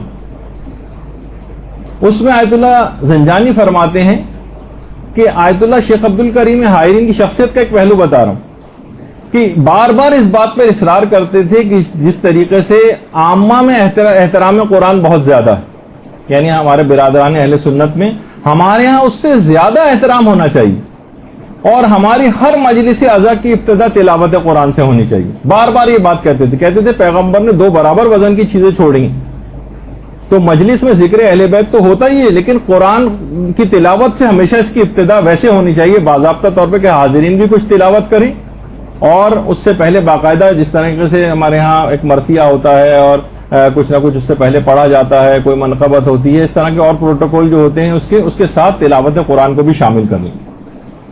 تو یہی کہتے تھے کہ افسوس کی بات ہے کہ عامہ نے اطرت کو چھوڑ دیا ہے اور خاصہ نے جو قرآن کو چھوڑ دیا. اچھا، اب ان کو یہ اتنا بڑا مقام کیسے حاصل ہوا کہ باقاعدہ آج شیخ عبد الکریم حائری کے سیرت پہ اور ان کی زندگی پر سیمینار منعقد کیے جاتے ہیں اور کتنے علماء اس میں آ کر شریک ہوتے ہیں. اتنا بڑا مقام کہ انہوں نے حوزہ علمیہ قائم کیا اور یہ فیض جاری ہوا. آیت اللہ مصطفیٰ عراقی فرماتے ہیں کہ خود ایک دفعہ آیت اللہ حائری نے اپنا خواب بتایا تھا. کہہ رہے ہیں میں کربلا ہی میں موجود تھا، کربلا میں رات کو سویا تو میں نے رات کو خواب میں دیکھا کہ کوئی ایک آواز آ رہی ہے ہاتف غیبی.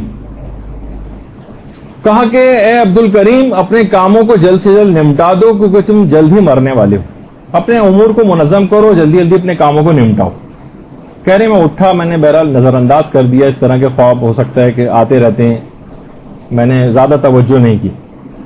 اگلے دن پھر خواب آیا، تیسرے دن پھر خواب آیا، اور اس کے بعد پھر میں ایک درس کے بعد آ کر لیٹا تو اچانک سے ایک زلزلہ سا آ گیا اور چیزیں الماریاں سب میرے اوپر گرنے لگیں اور میرے کانوں میں کچھ آوازیں سی آنے لگیں.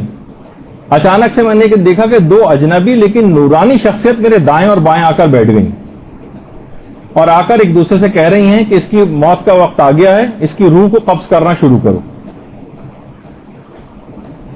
اسی وقت میں نے صدق دل سے امام حسین علیہ الصلوۃ والسلام کو پکارا.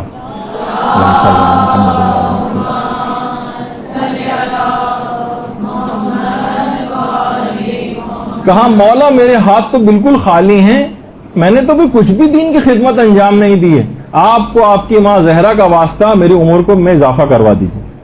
دیکھیے جس وقت انسان کی موت، فرشتہ موت کو اپنی آنکھوں سے دیکھ لے، اس وقت صدقے دل سے کوئی اور خیال دماغ میں نہیں آ رہا ہے بلکہ اپنے نامہ اعمال کو بڑھانے کا خیال دل میں آ رہا ہے، دین کی خدمت کا خیال دل میں آ رہا ہے.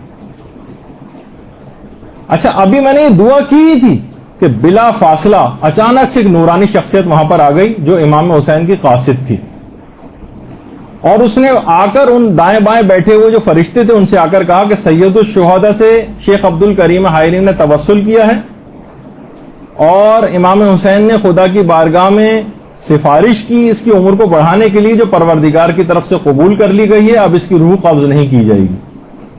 دونوں فرشتوں نے ایک دوسرے کو دیکھا اور کہا سمعن و طاعتن، ہم نے سنا اور اطاعت کی. اور اس کے بعد اچانک سے مجھے احساس ہوا کہ وہ تینوں شخصیات میری آنکھوں سے اوجھل ہو گئیں اور مجھے احساس ہوا کہ جیسے میں زندہ ہوں. کانوں میں میرے گھر والوں کے رونے چلانے کی آوازیں آ رہی تھیں. میں نے اپنے ہاتھوں کو حرکت دینا شروع کی، اس کے بعد پاؤں کو حرکت دینا چاہی تو میں نے دیکھا کہ میرے پاؤں بھی ایک اس سے ڈوری سے باندھ دیے گئے، اس طرح مرنے کے بعد گھر والے باندھ دیتے ہیں نا، ڈوری سے میرے پاؤں تک باندھ دیے گئے تھے. اس کے بعد میں نے جیسے لوگوں نے دیکھا کہ میرے بدن کو حرکت ہو رہی ہے تو سب لوگوں نے چلا کر کہا خاموش ہو جاؤ خاموش ہو جاؤ، اس کے بدن میں حرکت ہو رہی.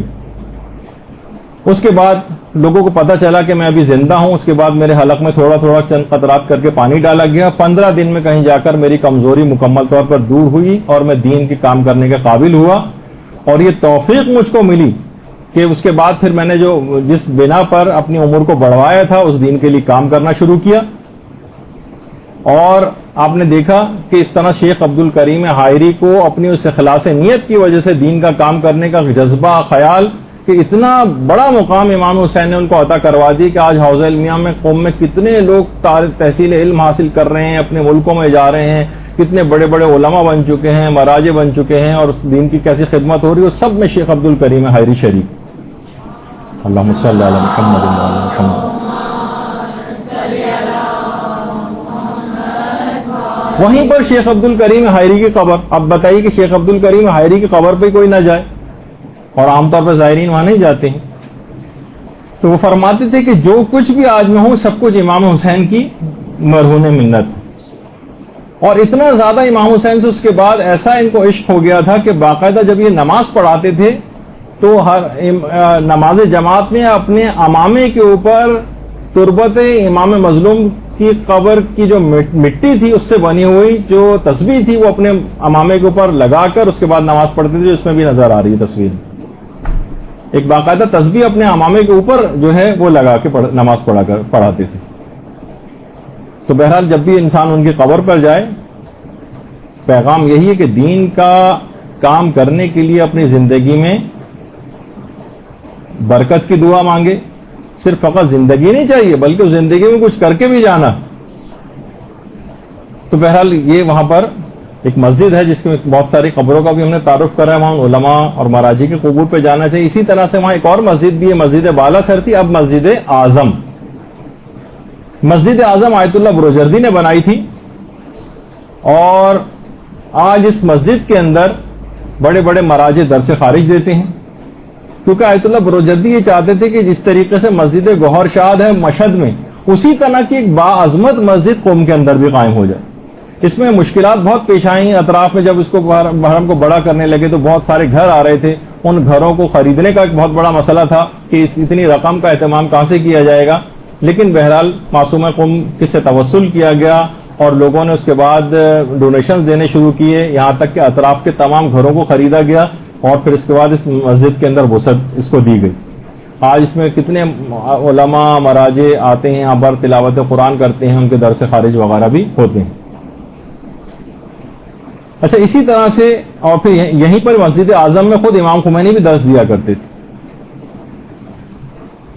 پھر اسی کے ایک صحن میں شیخ فضل اللہ نوری کی قبر بھی۔ شیخ فضل اللہ نوری جو مشروطہ کی جو تحریک چلی تھی اس میں باقاعدہ شیخ فضل اللہ نوری کو پھانسی بھی دے دی گئی تھی، سزا۔ ان کی قبر بھی یہاں پر ہے، اور ان کی قبر پر ہی وہ دونوں تصویریں، جو ان کی پھانسی والی اور جو ان کی اصل تصویر ہے وہ بھی ہیں۔ تو ان علماء اور مراجع کی قبور کے اوپر اس انداز سے جانا چاہیے کہ وہاں سے بھی بہت برکتیں حاصل ہوتی ہیں۔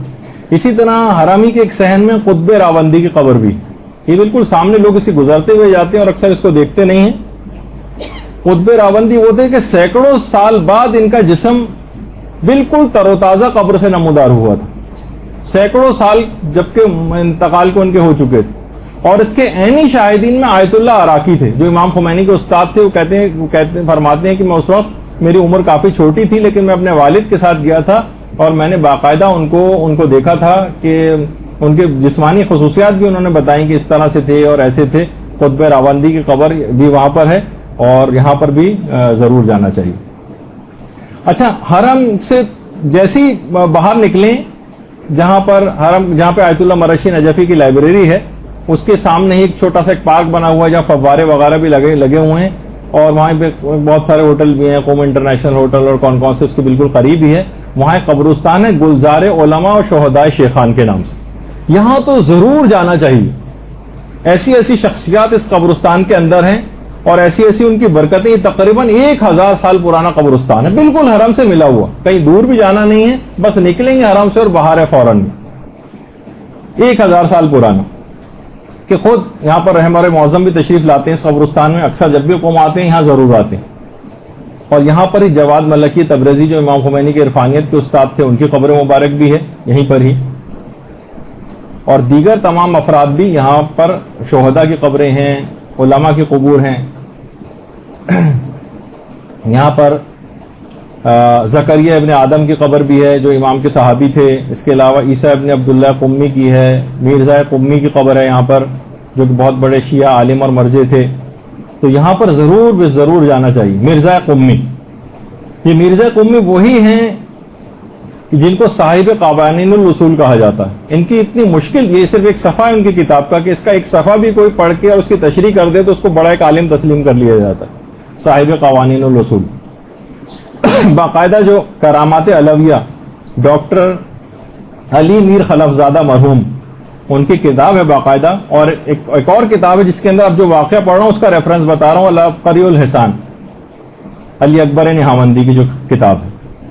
اس میں ایک زائر کا واقعہ دونوں علماء نے لکھا ہے کہ جو کہ اپنے وطن سے عازم سفر ہوا تھا، اس کا ارادہ تھا کہ میں زیارات کرتا ہوا جاؤں گا اور پھر حج بھی انجام دوں گا. حج کے اخراجات کے لیے اس نے الگ اپنی ایک تھیلی بنائی ہوئی تھی اور زیارات کے لیے الگ. اچھا، بحری راستے سے اس زمانے میں کتنے، سوچیے کہ راستے مشکل ہوتے تھے، کوئی فلائٹس وغیرہ کا مسئلہ نہیں تھا، بلکہ لوگ اسی طرح سے سفر کیا کرتے تھے کشتیوں وغیرہ میں بیٹھ کر، جو جن کو بحری راستے سے آنا ہوتا تھا. حج کے اخراجات کی ایک الگ تھیلی تھی جو کسی وجہ سے اس کشتی میں عمان کے سمندر کے اندر گر گئی. پوری تھیلی جو حج کے اخراجات کی تھی. بہرحال یہ زائر جو ہے وہ وہاں پر نجف امیر المومنین علیہ الصلوۃ والسلام کے حرم میں آ گیا.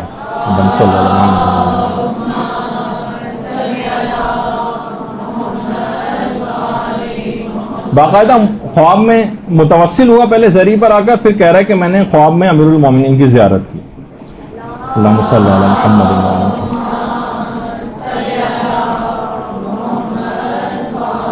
امیر المومنین نے کہا ہرگز بھی پریشان مت ہو، تم قم جاؤ اور میرزا قمی سے جا کر اپنی تھیلی مانگو.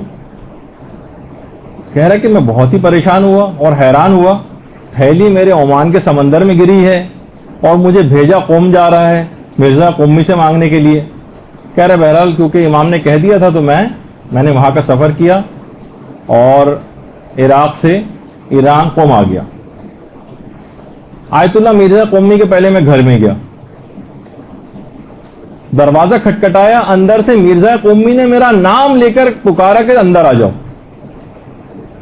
کہہ رہے ہیں کہ میں اندر گیا، مرزا قمی نے مجھ سے کوئی بات نہیں کی اور وہ تھیلی جو عمان کے سمندر میں گر گئی تھی وہی تھیلی لا کر میرے ہاتھ میں پکڑا دی. درود بھیجیے نا محمد علیہ محمد صلی اللہ علیہ وسلم.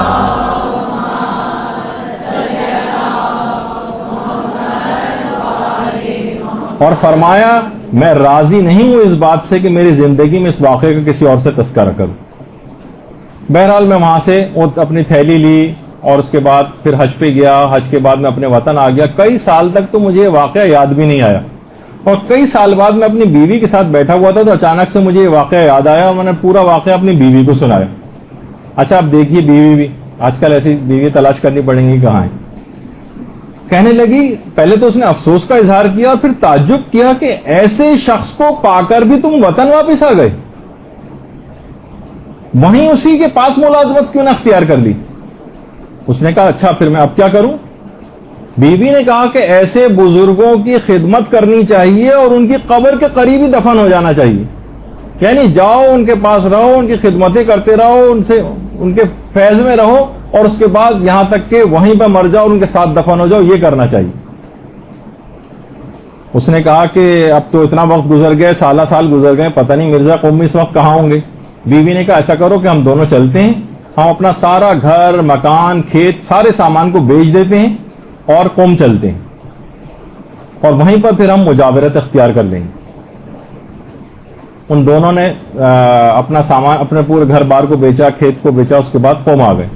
جب قوم آئے تو معلوم چلا کہ مرزا قمی انتقال کر چکے. یہ مرزا قمی کی اس مقبرے کے اندر قبر ہے. یہاں پہ اکثر عورتیں یہاں پر آ کر بیٹھتی ہیں، یہاں پر دعائیں مانگتی ہیں.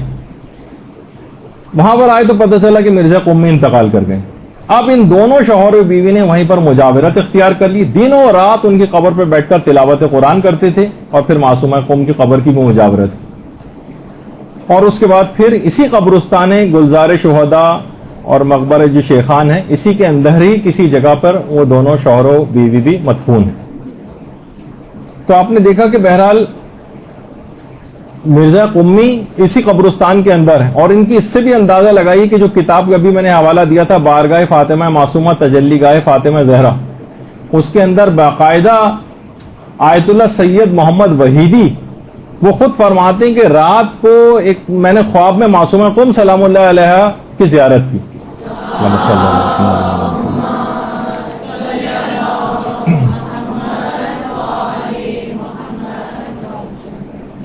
تو میں نے ان سے ایک سوال پوچھا کہ معصومہ کیا آپ اہل قوم کی شفاعت کریں گی؟ تو معصوم قوم نے آپ کو معلوم ہے کیا جواب دیا؟ کہا کہ اہل قوم کی شفاعت کے لیے تو مرزا قومی ہی کافی ہیں، میری شفاعت تمام شیعوں کے لیے ہوگی۔ اللہم صلی علی محمد وعلی محمد۔ اور اس بات کی تائید اس روایت سے بھی ہوتی ہے جو مجالس المومنین میں قاضی نور اللہ شستری نے لکھی ہے، چھٹے امام کی جو روایت ہے کہ معصومہ قوم کی شفاعت سے سارے شیعہ جنت میں جائیں گے، یعنی سارے شیعوں کو معصومہ قوم کی شفاعت سے جنت عطا ہوگی۔ وہ انہوں نے کہا کہ قوم کی شفاعت کے لیے تو مرزا قومی کافی ہیں، وہی مرزا قومی جن کا ابھی اس سے پہلے تذکرہ ہو رہا تھا، جن کی قبر میں نے دکھائی جو اس قبرستان کے اندر ہے، زائرین وہاں جاتے ہیں انہیں پتہ بھی نہیں کہ مرزا قومی کون، کہ ان سے وہاں جا کر خود ہی جب وہ اہل قوم جیسے برگزیدہ لوگوں کی سفارش کے لیے کافی ہیں، تو ہم جیسے گناہ گار تو بدرجہ اولا ان کی شفاعت کے حقدار ہیں، ہمیں لینی چاہیے ان سے شفاعت، تو وہاں ضرور جانا چاہیے۔ اسی قبرستان کے اندر زکریا ابن آدم کی قبر بھی، جو ہمارے 7ویں اور 8ویں امام دونوں کے صحابی تھے، اور احادیث پر باقاعدہ زکریا ابن آدم کی کتاب بھی ہے، اور عقائد کے خلاف جو انحرافات ہیں اس کے لیے جہاد بھی انہوں نے کیا، اور خود معصومین کے وکیل بھی رہے ہیں، اور باقاعدہ امام یہ کہا کرتے تھے کہ تم اپنے مسائل جو ہیں وہ زکریا ابن آدم سے پوچھا کرو، کیونکہ دین اور دنیا کے مسائل میں وہ امین ہے۔ اور جب ایک مرتبہ زکریا ابن آدم بہت زیادہ اسی قبرستان میں مرزا قومی کے مقبرے کے بالکل سامنے ان کی قبر بھی ہے زکریا ابن آدم کی، کہ ایک بار قوم کے حالات سے گھبرا کر قوم سے ہجرت کرنے کا سوچ رہے تھے زکریا، اور 8ویں امام کے پاس آئے اور اجازت مانگی کہ میں قوم سے جانا چاہتا ہوں۔ امام نے منع کر دیا اور کہا ہے زکریا تمہارے وجود سے اہل قوم سے بلائیں دور ہوتی ہیں، اسی طرح جس طرح امام موسیٰ کاظم کے وجود سے اہل بغداد کی بلائیں دور ہوتی تھیں۔ اللہم صلی علی محمد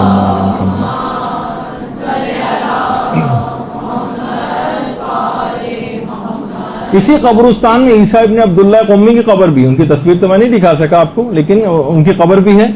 چھٹے امام نے کہا تھا کہ اے عیسیٰ تم ہمارے اہل بیت میں سے ہو، اور معجم الرجال میں باقاعدہ آیت اللہ خوئی نے عیسیٰ کے متعلق یہ لکھا ہے کہ عیسیٰ ایسے انسان ہیں، امام نے فرمایا چھٹے امام نے کہ عیسیٰ ایسے انسان ہیں کہ جنہوں نے اپنی زندگی اور موت کو ہماری زندگی اور موت سے ہم آہنگ کر لیا۔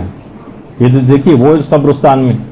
اس کے علاوہ پھر وہیں پہ قبرستان جو ہے جو تہران سے ذرا یہ قوم سے باہر نکلتے ہوئے تہران کے رستے میں جو بہشت زہرا قبرستان ہے، یہاں پر بھی انسان کو واقعی جانا چاہیے۔ لوگ کس طرح سے وہاں کتنے ہی شہداء ہیں وہاں پر مدفون ہیں، اور لوگ وہاں پر جیسے میں نے کہا تھا کہ وہ شب قدر بھی وہیں پر آ کر مناتے ہیں، اور لوگ اپنے پیاروں کی قبروں کے اوپر جو ہے وہاں پر جاتے ہیں۔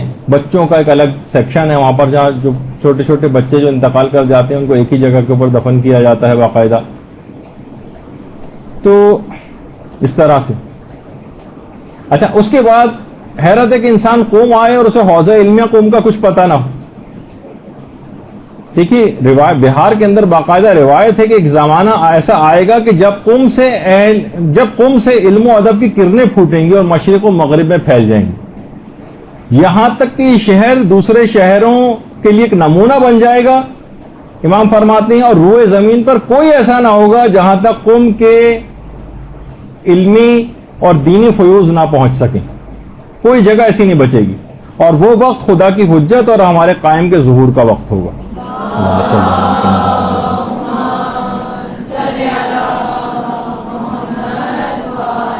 اچھا اب دیکھیے قوم کا یہ اوضاع ترقی کا، زکریا ابن آدم، پھر احمد ابن اسحاق قمی، پھر اس کے بعد شیخ صدوق، اور اس کے بعد پھر مرزا قمی اور ملا صدرہ اور آیت اللہ شیخ عبد الکریم حائری، ان کے بعد آیت اللہ بروجردی کے بعد امام خمینی، اور آج مراجع اب رہبر معظم وہاں پر، یعنی ان کے کتنے علماء اور مراجع کی زیر نگرانی قوم کا حوزہ چل رہا ہے اور کامیابی کی منزلیں طے کر رہا ہے۔ اور جو وہاں مدرسے ہیں باقاعدہ مدرسہ فیضیہ، اگر آپ وہ بھی دیکھیں کہ باقاعدہ انقلاب کے اندر مدرسہ فیضیہ کا کتنا بڑا کردار تھا، کہ باقاعدہ اس میں 1963 میں امام خمینی نے باقاعدہ یہاں پر جو خطاب کیا تھا، ایک تاریخی خطاب جس میں شاہ کے خلاف بھی تقریر کی تھی، تو اس میں پھر اس کے بعد جب وہ باقاعدہ رات کے وقت 300 کمانڈوز امام خمینی کو گرفتار کرنے کے لیے بھیجے گئے تھے، اور جب معصومہ قوم کے حرم سے انسانوں کا ایک سمندر باہر نکل رہا تھا، اس وقت مشین گنوں کی گولیوں کے ذریعے ان کا جو ہے ان کو بھون ڈالا گیا تھا ان کو، اور باقاعدہ جنگی جہاز قوم کی طرف بھیجے گئے تھے جو ساؤنڈ بیریئرز کو توڑتے ہوئے کان پھاڑ دینے والی آوازوں میں دہشت پھیلانے کے لیے وہاں پر بھیجے گئے، اور کتنا زیادہ قتل عام وہاں پر قوم کے اندر ہوا تھا۔ اور 1964 میں جب پھر امام خمینی 63 میں تو گرفتار ہوئے تھے، اس کے بعد 64 میں جب رہا ہوئے ہیں تو پھر اسی مدرسہ فیضیہ کے اندر پھر خوشی کا ایک جشن ساز بھی جو ہے وہ منعقد ہوا تھا۔ اس کے علاوہ وہاں پر مدرسہ حجتیہ بھی اب اتنا وقت نہیں ہے، اور بہرحال آیت اللہ خوئی کا بھی ایک مدرسہ ہے مدینۃ العلم کے نام سے، لیکن جامعۃ الزہرا خواتین کے اعتبار سے وہ بھی آپ کو پتہ چلے کہ وہاں خواتین کا بھی ایک مدرسہ ہے جامعۃ الزہرا، 20,000 کے قریب طالبات اس میں پڑھتی ہیں، اور بہترین مدرسہ ہے۔ البتہ یہ بات یاد رکھیے کہ حوزہ علمیہ سے مراد کوئی خاص عمارت نہیں ہے، لوگ حوزہ علمیہ سوچتے ہیں کہ شاید کوئی ایک عمارت کا نام ہے، نہیں، بلکہ حوزہ علمیہ سے مراد ایک خاص نظام اور خاص نصاب تعلیم کے تحت جو تعلیم حاصل کی جاتی ہے اس کو کہا جاتا ہے کہ حوزہ علمیہ کا طالب علم ہے۔ یعنی یہ تعلیم جو ہے مدارس میں بھی حاصل کی جاتی ہے، یہ مسجدوں میں بیٹھ کے بھی حاصل کی جاتی ہے، یہ امام بارگاہوں میں بھی حاصل کی جاتی ہے، حرموں کے صحن میں بھی حلقے بنا بنا کے حاصل کی جاتی ہے۔ قوم میں اس وقت تقریباً 50,000 طلبہ ہیں، 10,000 غیر ایرانی ہیں، تقریباً 40,000 ایرانی ہیں وہاں پر۔ تو بہرحال کتنے ہی زندہ مراجع جو وہاں پر قوم میں اس وقت موجود ہیں ماشاءاللہ، آیت اللہ صافی گلپائگانی ہیں، اور آیت اللہ وحید خراسانی ہیں، اس کے علاوہ آیت اللہ موسیٰ شبیری زنجانی ہیں، ناصر مکارم شیرازی ہیں، اس کے علاوہ آیت اللہ نوری حمدانی ہیں، اور رہبر معظم ہیں، جعفر سبحانی ہیں، اور حسن زادہ عاملی ہیں۔ تو کتنے ہی علماء اور مراجع کی پوری کہکشاں ہے کہ انسان جو ہے باقاعدہ اگر کوئی ممکن ہو سکے تو ان سے کسی سے ملاقات بھی کر کے دیکھے۔ اور کچھ ہی فاصلے پر وہاں سے قم سے شیخ صدوق اور ان کے والد کی قبریں بھی ہیں۔ مجھے بہت کچھ بیان کرنا تھا لیکن سب چھوڑتا ہوا آگے جانا پڑ رہا ہے مجھے، لیکن کیا کروں کہ شیخ صدوق بہرحال وقت اتنا نہیں رہا کہ شیخ صدوق وہ جن کو امام زمانہ کی دعا کے نتیجے میں جو پیدا ہوئے تھے۔ اللہم صلی علی محمد و علی محمد۔ اسی طرح سے آیت اللہ مرشی نجفی کی جو وہاں پر باقاعدہ لائبریری ہے، اسے جا کر دیکھنا چاہیے کس طریقے سے اتنی عظیم الشان لائبریری انہوں نے آیت اللہ مرشی نجفی نے وہاں پر قائم کی ہے، اور باقاعدہ اسی جگہ پر ان کی وصیت کے مطابق وہیں پر ان کو دفن بھی کیا گیا۔ اطراف قم میں امام محمد تقی علیہ السلام کے ایک بیٹے موسیٰ مبرقہ کی جو ہے قبر بھی ہے، اور وہاں پر بھی لوگوں کو ضرور جانا چاہیے، اور لوگ وہاں پر بڑے بڑے علماء صافی گلپائگانی یہ سب بھی وہاں پر آتے ہیں اور مختلف فیوز و برکات حاصل کرتے ہیں۔ اسی طریقے سے وہاں پر چہل اختران کے نام سے باقاعدہ 40 قبریں 40 امام زادوں کی، ان میں 17 تو جو ہیں وہ اولاد امام محمد تقی علیہ السلام ہیں، اور 23 جو ہیں وہ اولاد امام موسیٰ کاظم علیہ السلام۔ یہ 40 افراد جو تھے ایک ہی مکان کے اندر رہائش پذیر تھے، ظالموں نے ان کو گھیر کر اس مکان کو آگ لگا دی، جس میں چھت گرنے سے اور زندہ جل کر وہ 40 کے 40 امامزادے شہید ہو گئے، جب اس کا نام چہل اختران، یعنی وہ ستارے جو یہاں پر معدوم ہو گئے تو خاندان نبوت کے ستارے، ان کی قبریں ایک ساتھ ہیں، اور یہاں پر بھی علماء جاتے ہیں۔ البتہ یہ بات اس چہل دختران کے نام سے مشہور ہو گیا، جس کا اصل نام ہے چہل اختران۔ اسی طرح سے پھر اس کے بعد اطراف میں مسجد جمکران ہے جو قوم سے تقریباً 6 کلومیٹر دور ہے، اور 393 ہجری میں باقاعدہ ہمارے امام زمانہ علیہ السلام نے اس مسجد کی حدود و قیود اللہم صلی علی محمد و علی محمد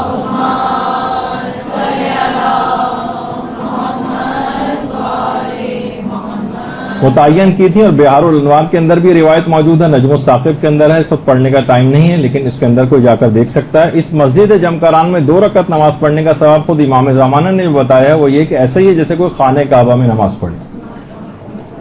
اور اگر اس کو دیکھیں باقاعدہ کہ کتنے لوگوں کی یہاں پر ملاقاتیں ہوئی ہیں، ایک عجیب عقیدت لوگوں کا اس مسجد جمکران سے الگ سے امام زمانہ کے حوالے سے ہے، بہترین مسجد ہے۔ یہاں پر علماء خود یہاں پر بہت زیادہ عقیدت کے ساتھ آتے ہیں، یہاں کی صفائیاں وغیرہ کرتے ہیں، اور پیدل چل کے جاتے ہیں. رہبر معظم بھی یہاں پر تشریف لاتے ہیں اس مسجد میں. دیگر علماء اور مراجع آیت اللہ صافی گل پائگانی اور اس کے علاوہ آیت اللہ صادق روحانی اور دیگر مراجع جو بھی ہیں یہاں پر ضرور تشریف لاتے ہیں. ایک زمانہ تھا یہاں پر کہ بالکل غیر آباد تھی. آیت اللہ مرشی نجفی نے اس موجودہ حالات میں لوگوں کا اس طرح سے رجوع ہونا یہ خود امام زمانہ کے ظہور کی نشانیوں میں سے ایک نشانی قرار دیا مسجد جمکران کا اس انداز سے آباد ہونے کو. تو اس طرح سے یہ واقعی بڑی عظیم الشان مسجد ہے. بہرحال یہاں پر عریضے وغیرہ بھی لوگ ڈالتے ہیں جس کے متعلق علماء نے کافی باتیں کہی ہیں جو اس وقت میرے پاس اتنا وقت نہیں کہ اس کو ذکر کر سکوں. البتہ آیت اللہ صافی گلپائگانی فرماتے کہ امام زمانہ کا مسجد جمکران سے منسوب ہونا قطعی اور یقینی. اور آیت اللہ بہجت تو کہتے تھے کہ مشتاقان زیارت حضرت حجت کو مسجد جمکران میں زیادہ حاضر ہونا چاہیے. اور وہاں پر جو باقاعدہ علماء اور مراجع کی آرا جو لگی ہوئی ہیں وہ بھی اس وقت پڑھنے کا اتنا وقت نہیں رہا ہمارے پاس کہ آیت اللہ بروجردی تو کہتے تھے کہ اگر میرا بس چلتا تو میں اپنی ہر نماز واجب مسجد جمکران میں آ کر ادا کرتا. یعنی اتنی عظیم الشان یہ مسجد ہے. اور آیت اللہ وحید خراسانی نے بھی باقاعدہ اپنے ایک انٹرویو میں بات کہی تھی کہ جو بھی افراد مسجد جمکران کی زیارت کو جائیں ان کو چاہیے کہ اپنے آپ کو سونے میں تبدیل کر کے واپس آئیں کہ یہ جگہ اکسیر اعظم ہے. اپنے آپ کو ایک تبدیل کر کے وہاں سے واپس آ سکتے ہیں. اور وہاں جا کر آیت اللہ وحید خراسانی فرماتے ہیں کہ وہاں تلاوت قرآن کر کے امام زمانہ کو ضرور ہدیہ کرنا چاہیے اس جگہ مسجد جمکران میں جب بھی وہاں پر قرآن رکھے ہوئے ہیں کہ لوگ وہاں پر آ کر تلاوت کریں. بہرحال یہ سفر اپنے اختتام کو پہنچا. مشہد میں اس بھائی کی قبر ہے جس کو شہر معرفت و محبت کہا جاتا ہے. اور قوم میں انہی کی بہن کی قبر ہے جس شہر کو شہر علم و حکمت کہا جاتا ہے. اور خدا سے بار بار دعا کرنی چاہیے کہ پروردگار ان زیارتوں پہ بار بار آنے کی توفیق عطا فرما. آیت اللہ وحید خراسانی کے حوالے سے یہ بات سننے میں آئی ہے, کتاب میں تو میں نے نہیں پڑھی, کہ ایک عالم دین کا خواب انہوں نے نقل کیا ہے کہ ان عالم دین نے کہا کہ میری حسرت ایک یہ رہ گئی جو کہ میری خواہش ہے کہ کاش میں مشہد میں زیادہ سے زیادہ امام رضا کی زیارت اور زیادہ کرتا, کیونکہ میں نے جتنی بار بھی امام رضا کی زیارت کی ہے امام رضا اتنی ہی بار میری قبر میں آئے ہیں اور جتنی دفعہ آئے ہیں میری قبر نورانی سے نورانی تر ہوتی چلی گئی. کاش میں مزید زیارت بھی کر سکتا. تو بہرحال جو پیغامات زیارت ہیں وہ دماغ میں رکھنا چاہیے کہ انسان یہاں سے تبدیل ہو کر واپس جائے. وہ پورے علماء اور عرفاء جو ہیں یہاں سے صرف ان کی تعریفیں سننا کام نہیں بلکہ یہاں سے کچھ حاصل بھی کر جائے وہ, اور صرف جسمانی شفا نہیں بلکہ روحانی شفا لے کر جائے. گناہوں سے اپنے آپ کو پیچھے چھوڑانے کی دعا ضرور کرنی چاہیے. علم حاصل کرنے, کیونکہ جگہ علم حاصل کرنے کے مراکز ہیں, علم حاصل کرنے کی دعا کر کے پھر یہاں پر عملی جامہ اس کو پہنانا چاہیے. اور جگہ جگہ ان مقدس ہستیوں کے جہاں جہاں قدم گئے ہیں وہاں زائر جاتا ہے, جسمانی طور پر اپنے آپ کو پہنچاتا ہے, لیکن کاش روحانی طور پر بھی ان کے نقش قدم پہ چلنے کی وہاں سے مصمم ارادہ اور دعا کر کے واپس آئے. اچھا, بس ایک چیز یہاں پر 5 منٹ کا ہے, وہ صرف آپ زائرین کا جو وہاں پر جا کر ایک طریقہ کار ہو جاتا ہے. اگرچہ ایک کلپ ہم آپ کو بھی دکھانے والے ہیں, اس کے اندر وہ ویسے تو امام حسین علیہ السلام کے جو زائرین ہیں ان کے لیے, لیکن اس کے جو الفاظ ہیں وہ تمام زائرین کے جو عمومی ایک تاثر ہوتا ہے وہاں جا کر زیارت گاہوں پہ, کہ وہ کن چکروں کے اندر جا کے لگ جاتے ہیں اور اصل مقصد سے اپنے آپ کو پہلو تہی کرنے لگتے ہیں. وہ آپ ذرا ایک آپ میں سے اکثر سن بھی چکے ہوں گے اس کو, وہ ہم آپ کو سنواتے ہیں. اس کے الفاظ کو ذرا غور سے آپ سنیے گا.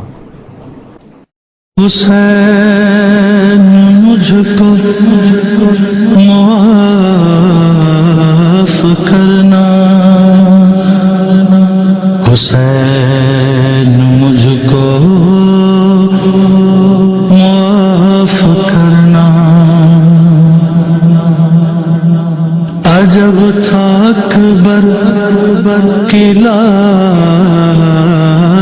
پر بھی جو میں نے اپنی دعائیں مانگی. برہنہ بنت نبی کے سر سے جو بیٹیوں کی رضا ہے مانگی تڑپتے اصغر کو دیکھ کر بھی نواز و پوتوں کی خیر مانگی شکستہ قاسم کے ٹکڑے دیکھے ہم نوا کی خیر مانگی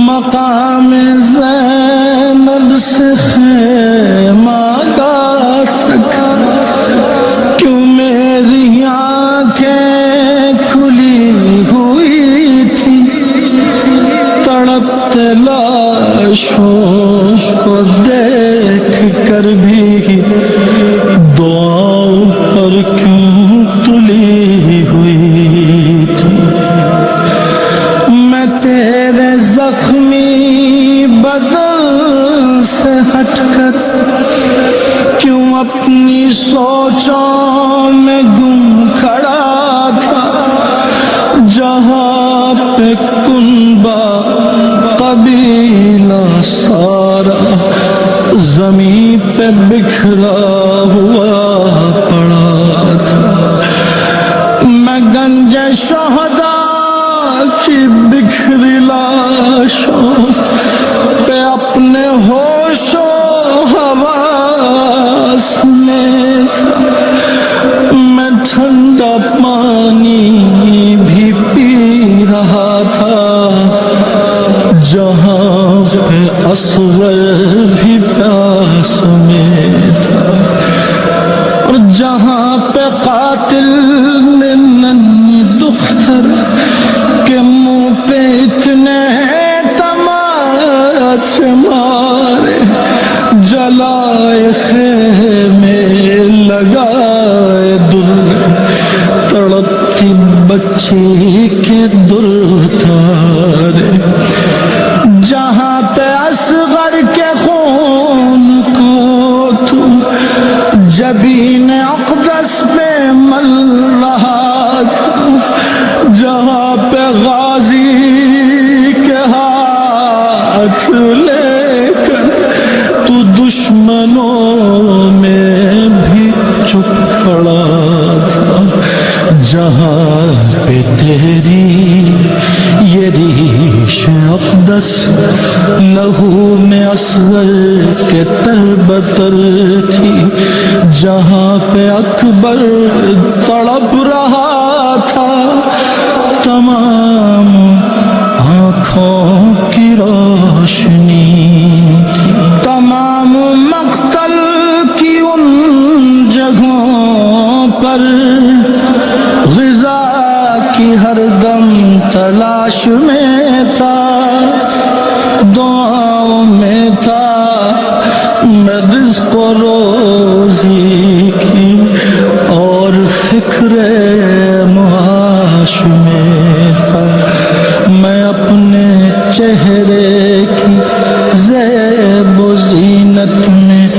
انتہائی مگن رہا تھا شکستہ لاشوں کے درمیان بھی میں نرم بستر پہ خوش پڑا تھا میں ایک رسمی سلام کر کے کیوں تیری تربت سے ہٹ گیا تھا میں فاصلوں سے بساتے جاتے ہی تیرے روضے پہ جھک رہا تھا اور دریدہ دہنی کی انتہا تھی میں اچھے کھانوں پہ لڑ رہا تھا کہاں کے آنسو کہاں کا گریا میں اس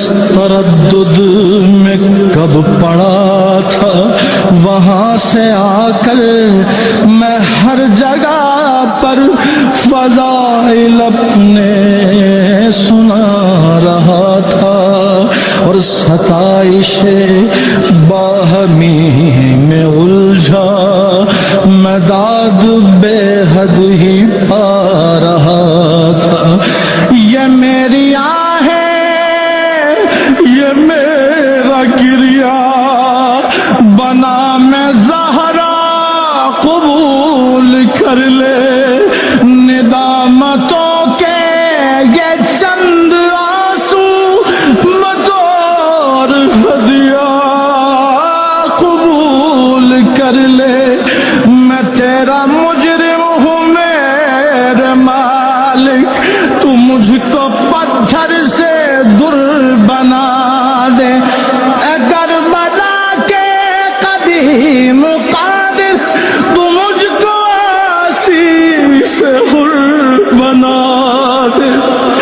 میں اپنے قائم کی خیر مانگوں، ہر ایک اپنی دعا سے پہلے۔ حسین حسین حسین، مجھ کو معاف کرنا، میں زندہ آیا ہوں کربلا سے۔